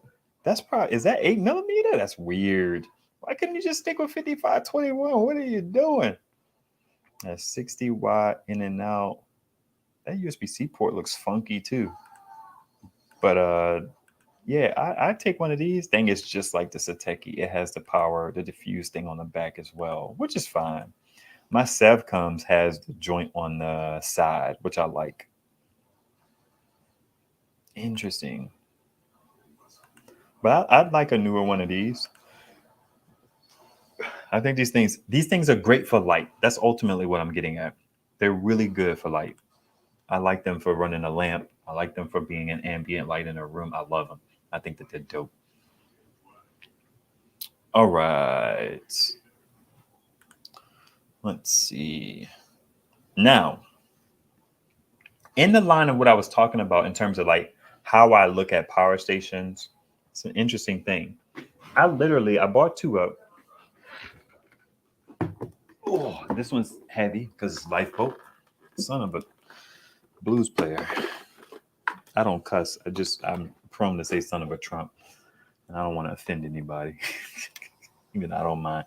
This is the Smartless 500-watt lithium ion power station. The reason why I don't like this power station, I have um, appreciated it, but I don't like it in the grand scheme of things, is because it has a proprietary connector. It doesn't use 5521. It doesn't use 8 millimeter. I think it uses like 6.3. It does not show. Um, it does not show watts in, but it does dual charge. Being it uses a barrel connector to charge, and you could charge it from USB-C. It's an interesting little device. I think it also has pass-through charging as well. Interesting. Now you compare that with something like the Sateki 500. Jason Roy did a review on this dip. I was supposed to do a video on it, but I never got around to it. Um, this one, 500 watt hour, LiFePo battery, also has a weird connector, also dual charges, right? I think it can take in more than it can take in more solar. I think it does 100 watts of solar. I haven't charged this thing in weeks because it's inconvenient to charge. And with me having these larger power stations and them actually having the a proper watt hour capacity, I mean, summer is going to be a different thing.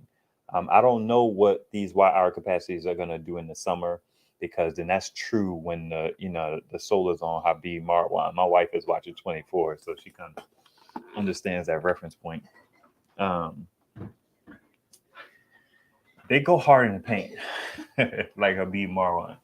So looking at those two power stations, I didn't grab the Sateki to charge. I had it down in the garage as an overflow to the EV70 and the EV120, but I never actually have a chance to use them. One, because I would probably more likely be able to use it on the EV70. It's only a 200 watt panel. 200 watts is about enough to fill up a 700 watt hour power station. You could probably get about 1,000 watt hours from that panel if you chase the sun, but it's hard to chase the sun in a folding panel. You got the angles, but you know what I mean. It's it just doesn't work out for me in my specific situation, especially when folding panels are secondary for me. I got a bunch of power stations outside I need to get as soon as we done with this.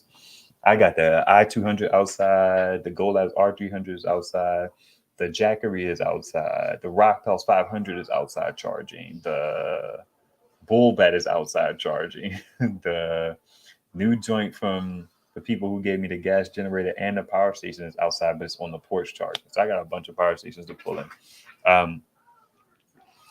I haven't used that Sateki, to get back to the point.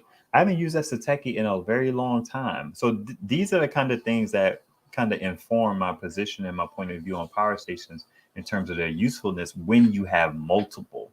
If you don't have multiple, then this stuff kind of doesn't matter. You do what you got to do to get the power station going and working for you. It did come with the Sateki did come with its MC4 to its connector. I have to make sure I could put my hands on that. The smart list did not. This one did not.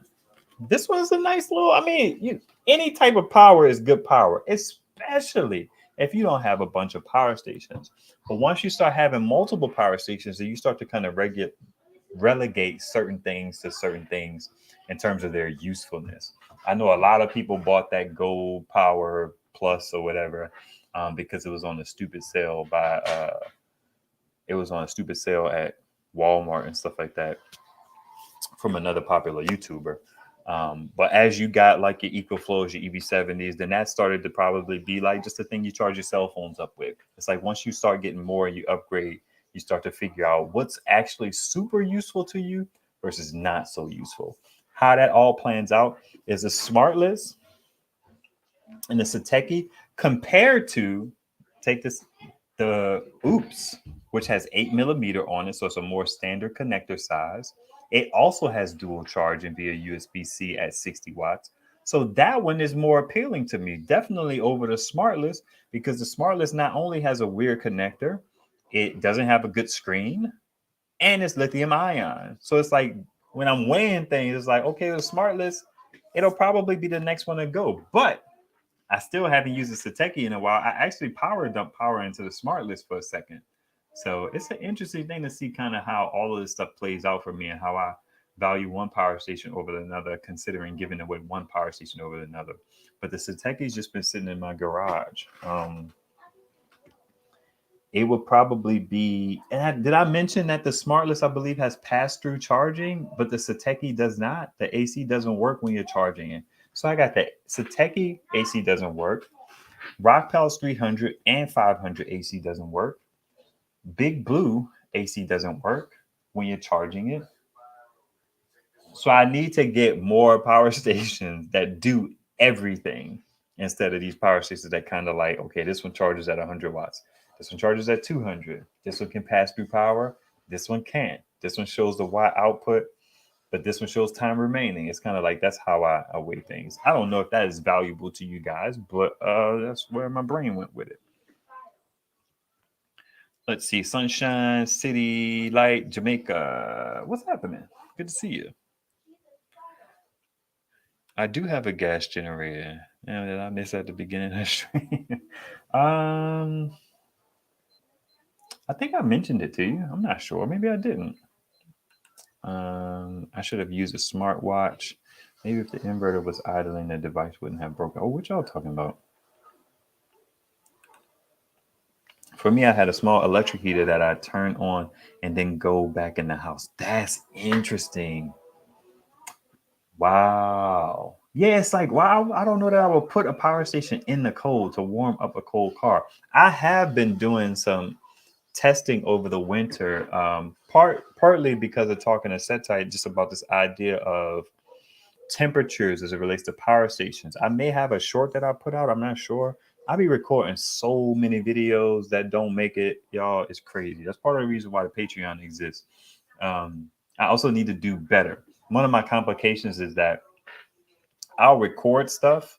Like I recorded something just the day that I want to put out, but I probably got like 11 shorts from of days past that I, being the kind of person that I am, I kind of want to put those out first before I put this. Sometimes I deviate, but my brain is weird. It's hard keeping up with all these videos and different phones and where stuff is and different computers. I got one computer that actually has storage on it, so I put my footage over there, and this is my editing computer that doesn't have a lot of storage on it. It's a whole thing. It's a whole thing. Thank the good Lord for Resilio Sync, because that helps out a lot. So I can transfer files very easily between my computers to kind of make stuff happen. But dang, bring it all over the place. So yeah, gas generators. Somebody sent me one, um, along with their power station, which is going to be interesting. I did mention that at the beginning of the stream. The temperature. The interesting thing about the temperature stuff is now I'm just in PA, I mean, Western PA, and it gets cold, but not crazy cold. It's not like Chicago cold or Canada cold. So what'll happen is, dang, so many thoughts. What'll happen is I'll bring something out, and maybe that's one thing I do like about lithium ion. Everybody loves lithium iron phosphate, but lithium ion, those power stations can be used at 0 degrees Celsius, whereas LiFePo needs 10 degrees Celsius. So if I see it's like 6, 0, 1 degrees Celsius outside, I'll bring my EcoFlow outside and let it start being charged. But as it relates to the temperature, as long as your power station is inside, this gets to Byron and Setite's point about putting your power station in a cold car with a small heater to heat up that very small space. As long as your power station is not cold, it's going to take a little bit for it to actually be cold. And then actually charging it and powering it and running something from it keeps those components kind of warm as well because they produce heat. That's what the whole point of they're talking about inefficiency. You lose efficiency through heat. So Setai was making that point, like, yeah, as long as it's charging and it's in the shade and it's chilly, it'll probably stay warm. So I've been trying to do a little bit of testing with the EcoFlow because the EcoFlow has something. First of all, it has Wi-Fi, and then it reports its temperature back to you. So for the most part, I've seen that temperature is not that big a deal in my climate. I don't know how well I trust that, but I've just been kind of getting acclimated with the idea of putting power stations out when it's cold. Now, one thing is in my garage gets a little colder because it's outside of the house, doesn't have a heat, and sometimes the EB7 and the EB120 sit out there in the garage overnight. I don't feel that great about it being plugged in all the time, but I don't necessarily pull it in. I used to have a temperature, a thermometer that I would put down there. Thermometer, yeah. Um, but I haven't done that all winter. I just kind of roll with it. So, thug life. Get my daily steps in, moving stuff around. Yeah, I'll take it. Let's see here. All right. Have you ever wanted to just consolidate all your power into one station with a few huge solar panels? Well, that's a good question. That my life as a YouTuber, it would never be that. Now, I do love the idea of that AC300 with those two MPPT charge controllers on it. I think that that's a winner for sure. Um, but I can't consolidate everything because I have this, this hodgepodge of panels, all these power stations. I do quite enjoy using my power station because I think that that's a point of reference for that informs my perspective on how things work and how they last. I need to start delivering that content to you guys. I've been thinking about that over the last 5 to 6 months or so. Like, how do I position it so it's interesting to like revisit a power station when there's not much really. It's like it works. Like the EB120, it works. Well, I'm supposed to make a whole video about that. It still works. It's working. Um, but I've been thinking about it. So I like the idea of using my power stations, having something like the AC300, which I would like very much so. The AC500, not so much. I feel like that's a bit too much. When you have a situation where the larger you get into your inverter, the more idle power you're burning. I don't know if I need 5,000 watts of power. It would be nice, sure, to have it.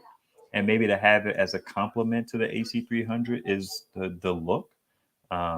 Being a YouTuber who, people have people who have like 20,000 subscribers, 30,000 subscribers, and they're in the solar niche for sure, then they have the situation. Like, I think Jason has the AC500 and the AC300. He has like 30,000 subscribers though. I'm at 7. Um, Big shout out to him though. So it would be nice, but I still would have my little a la cartes. Uh, but I would. I'm thinking about, and here's the thing: I'm not balling out of control. Uh, Spending a whole lot of coin on a power station for a very niche purpose is not necessarily in my um that ain't my skill set. But I was thinking about that Anchor 767 from the standpoint of being able to use it, and it's one. I think it has 1,000 watts of solar it could take in. That would be a good power dump machine, just solely as that. If I could just hook up a nice array to that, and it has two 12-volt sockets, I could charge 2 power stations, maybe 3 power stations there. It has, I think, 3 100-watt USB-C ports. I could charge a couple power stations with that and get like substantial power. 60 volts, 60 watts, 100 watts.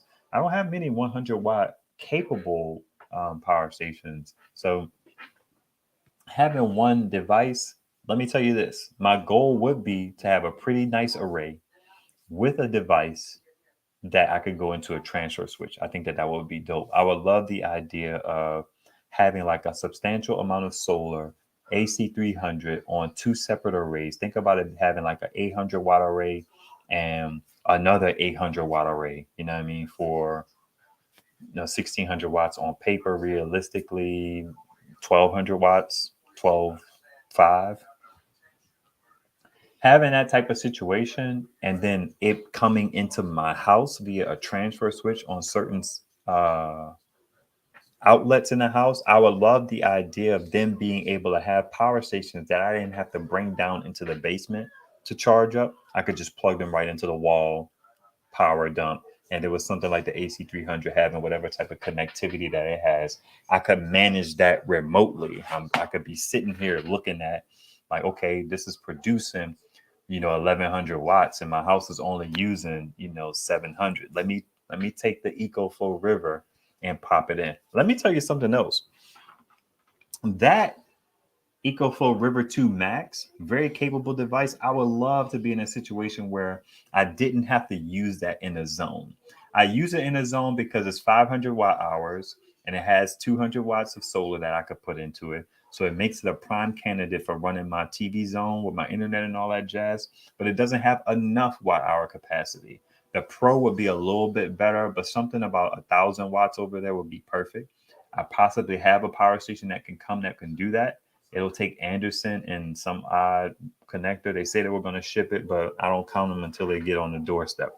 Uh, Having the EcoFlow River 2 Max be a power station that I could just take downstairs and dump that 500 watts in from like my AC 200P would be nice. I'd love having that power station as a floater. and not a dedicated device. That would be dope. And then I could also put it somewhere on an actual panel that can give out 200 watts. So it would be like a double win. And then I could move that thing around. Having a power station, you could quickly put power into a situation. For example, like behind me, um, that's my monitor. And that little thing is the Xbox One S. We don't have the new ones. That's the controller. That dip probably uses about 60, 65 watts when it's on full tilt. The monitor probably uses like 5, 7. We have an outlet over here where this window over here is where my air conditioner usually is. We also have a printer over here, and the AC typically takes up this one wall outlet. So I don't mess around with this outlet much. What I do is I'll just pretend this is the Energizer P320. I love that little power station, and the fact that it has a bidirectional 100 and a non-bidirectional 60 makes that thing golden. All that thing needs is a good solar input, and I feel like it would be a good contender for one of the best small power stations for a long time until you start dealing with the EcoFlow River 2 Max. But that EcoFlow River base model with its 100 watts of solar is like, and then it has no 5521. So that thing is a mess. But what I'll do is I'll use my Energizer P320. Let's pretend this is it. And that's what I'll run this Xbox off of. And maybe even, there's a TV behind me too, a Samsung, what's that? I think it's a 24-inch, uses about 15 watts, solid little joint. So I just use those. Again, these smaller power stations, easy to deploy for temporary power needs. I love it. I love it. They could run that setup, 65 watts, 3, 4 hours. That's a good look. My kids get like 90 minutes, 120 minutes of screen time a day. They're good to go. All right. Any question? Let me see what y'all snapping. Okay, sir. You guys send me a message right now, preferably a voice message. How do I pronounce this? Is that J or JC? JC DIY? Help me out. I will be awaiting your message, sir. Get on it. JC has a YouTube channel. He does a lot of shorts as it relates to his EcoFlow Delta Max 2000. I will not spoil whatever. I think he did a video recently about that whole situation. I haven't watched it yet, but he did a few shorts. He's dabbling in YouTube. Dabbling.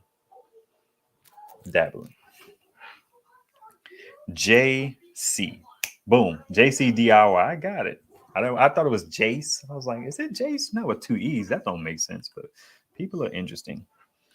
So Mo says the AC300 is what I use. Man, that AC300 is nice. He gets his daily yeah, facts. Definitely. I look at it like this, man. If the power ever got interesting, I know what I need to do. That's for sure. I know the ebbs and flows. I ain't got to figure it out on the fly. Like, oh yeah, well, would it be better to have this here? It's like I know because I do it every day. Doesn't the power dumping AC/DC loss bother you? That is a good question. No, it does not. Um, for a couple of reasons. One would be ideal if I was in a situation where that's why uniformity and the ports on these power stations matters to me, because if I had to really be meticulous about wasting power through efficiency and inefficiency, then I would just take and I would have, okay, the Duran down there is down there charging over a 400 watt array, series parallel. It has a 60 volt input limit, so I have some room to work there. But I have it right now. It's a 40 volt, 10 amp array. Um, I have a 4-way cable, the new 4-way cable. My old OG 4-way cable that I bought like 2 years ago is the one that burnt up. But I have the new 4-way cable that has MC4 on the and 8mm and Anderson and something else. When the Duran Duran gets full, I would just unplug it and then take the 8 millimeter and plug it into the EB120. Instead of taking the Duran Duran and then charging the EB120 from AC and getting all of that loss. Now, the reason why the stuff doesn't bother me is one, because I have so many power stations. And with having so many panels, and then panels having the ability to, I've had mismatched scenarios for a long time where I had panels that could produce more power than the power stations could take in. I would much rather deal with that loss than deal with a full power station, especially if I had a situation where it was 8 millimeter and then I had to unplug an MC4 connector to go 8 millimeter to MC4 to take that off and do MC4 to take off the MC4 and do XT60. I'm not doing all of that. You know what I mean? So it's just like, for ease of whatever, considering that I have multiple zones that I have to tend to, I'll just power dump just to keep the power going. I hate a full power station. I'm just not a fan of it. So when my AC 200P gets full, which is easy for it to do because it has 800 watts of solar, it's laying flat. So it's not an ideal situation. I don't really maximize. I don't think I've ever seen more than 500 watts, but the sun is still not high enough yet. That's another reason why I thought about taking a panel off of there, because it gets like 400 watts. And I'm just like, 450. It's a lot. Don't get me wrong. I'm happy. But I just wonder what it would be if I could angle it a little better. Um, I'd much rather have the power than not. So I do what I got to do. And then, what a lot of these smaller power stations, which for the majority of my time in solar, I've had smaller power stations, 12 volt, whatever is, 12 to 30 volts. They were more efficient over DC. So it was not a whole lot of loss to begin with. They would probably be like, AC is probably like 80, 85, and then on these smaller power stations, DC would be like 89, 90. Let me see if my daughter is sleeping or awake. All right, cool. She's laying down. I ain't even heard from the missus. She must be having a good old time. Well, I have heard from her. I haven't heard from her lately. So I had no alert. Sorry, but oh man, listen, live stream ain't going nowhere. It's all good to me. I'm happy you're here now. No apologies necessary. Hey, Auntie Blessings, good to see you. Does your energy company do time of use in your area? No, mine charges more from 3 p.m. to 7 p.m. now. They just changed it. Uh, 2-bit Da Vinci. No, Matt Farrell was talking with Ben Sullins. I don't know Ben Sullins. I just got familiar with this cat. Um, he was basically saying time of use is coming pretty much for everybody, which I have to believe. That seems like a valid point. I don't have time of use. When the Tesla Powerwall came out, I was so geeked about the idea of um, having that much stored power that I almost wanted to get time of use. But time of use is not in your benefit. It'd be nice if you could have like your normal rate and then it just got cheaper during the night because energy is easier to produce. There's more of it. And this balancing act of providing energy in this country is one of, it's interesting to say the least. It is legit a balancing act. I watched a video about how the grid works, and it's an interesting, very interesting situation we find ourselves in. Well, I don't know if anybody's doing it better, but it's a quite a balancing act. But I was so interested in the Powerwall, the idea of getting that. I mean, I couldn't afford it at the time. I can't afford one now. I was so interested in it that I was like wondering if my electric company had time of use, which is not a good look. You don't necessarily want time of use. Time of use is a hustle, and I don't think it pans out in your favor at all. I mean, you can try to kind of swing things in your favor, but electricity during the day will be more expensive, and electricity at night when you're typically asleep would be cheaper, which is, you can make it work. But there are videos to heat small areas during energy problems. Interesting. Where did that come from? Okay, time of use. Oh, like the clay panner heater. I've always been curious about that, but I don't know how well it would work. Price wise, if you don't need to run high lows, I think the EB240 when it's on sale for 1200, it's been on sale for 999 at least once or twice, I believe, is the best bang for your buck. 1000 watt at 24 watt hours, yeah. But the AC 200P is your best solar generator for the money. Yeah, it's the more well-rounded one, that's for sure. Petcron is kind of like doing some things.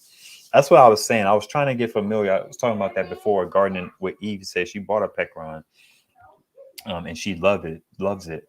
I've been trying to get more acquainted with Petcron lately, because I didn't like them before because they use that weird aviator connector. They've gone so far as to have like weird cables and MPPTs that were outside of the box of the. It was weird, but they're coming around and using LFP on most of their power stations now.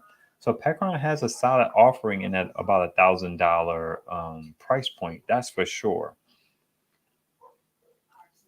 But that EV240 is compelling. It is.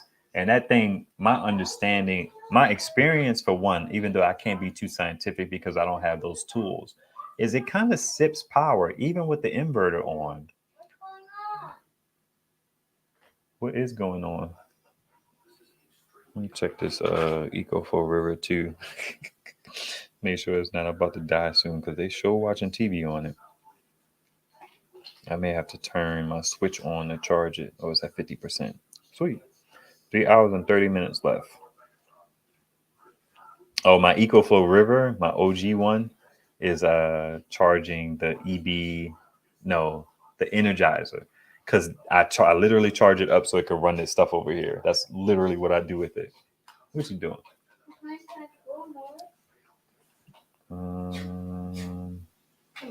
No, it uses 12 volt. My time of use just kicked in this month. It is saving some money. That's nice, man.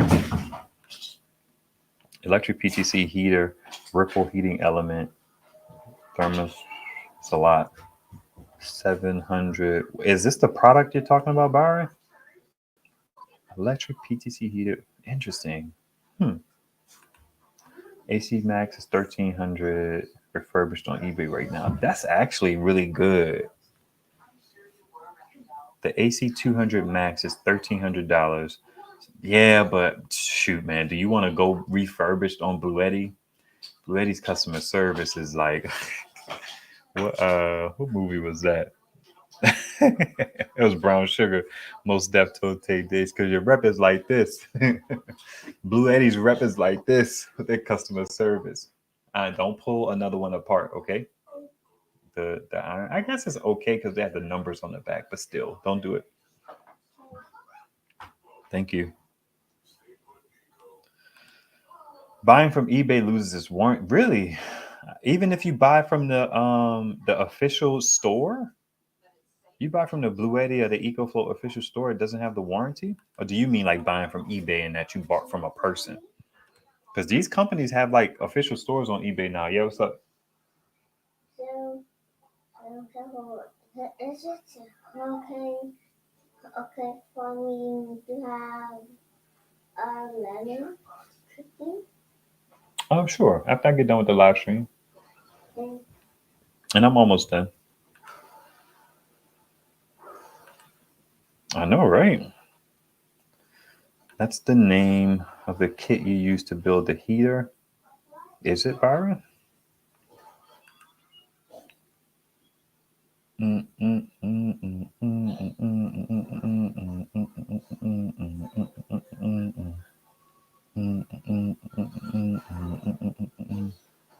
All right, that's it for me, man.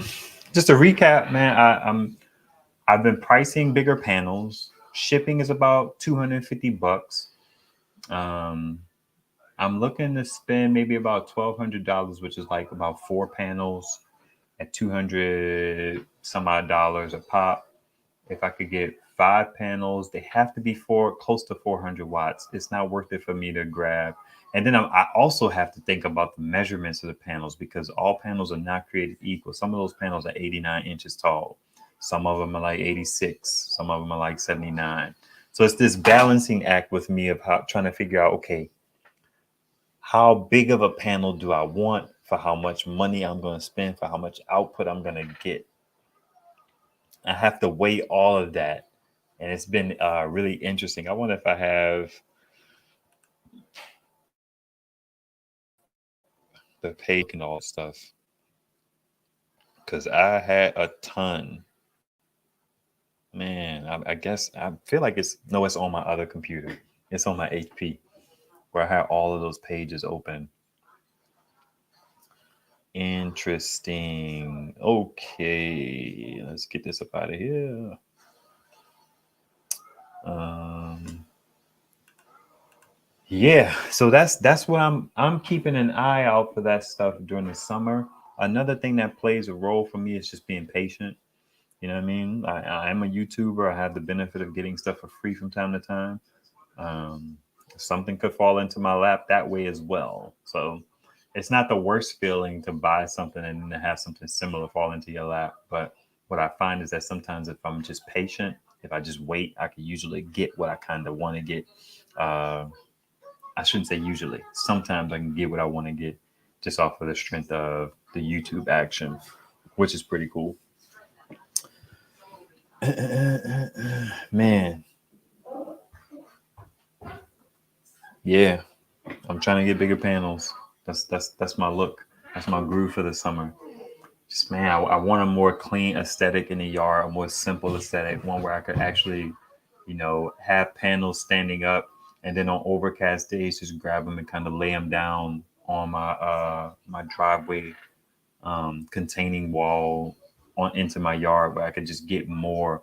You Matt, listen, getting 40 watts on an overcast day from a 400-watt panel is love for me. That's a wonderful look. To have that type of power coming off of a single panel into a power station would be dope. The only interesting thing about that is the two areas where I would kind of need that kind of power. I can't really necessarily float having a 400-watt panel in those zones. I can't put a 400-watt panel in my front zone because that panel typically lives in my front yard and it floats to the back sometimes. I can't have a 400-watt panel in this zone because this zone is powered by the panel on my porch, and I definitely can't put a 400-watt panel back there. So 200s, I can make that work. A 400, nah, I can't make that work.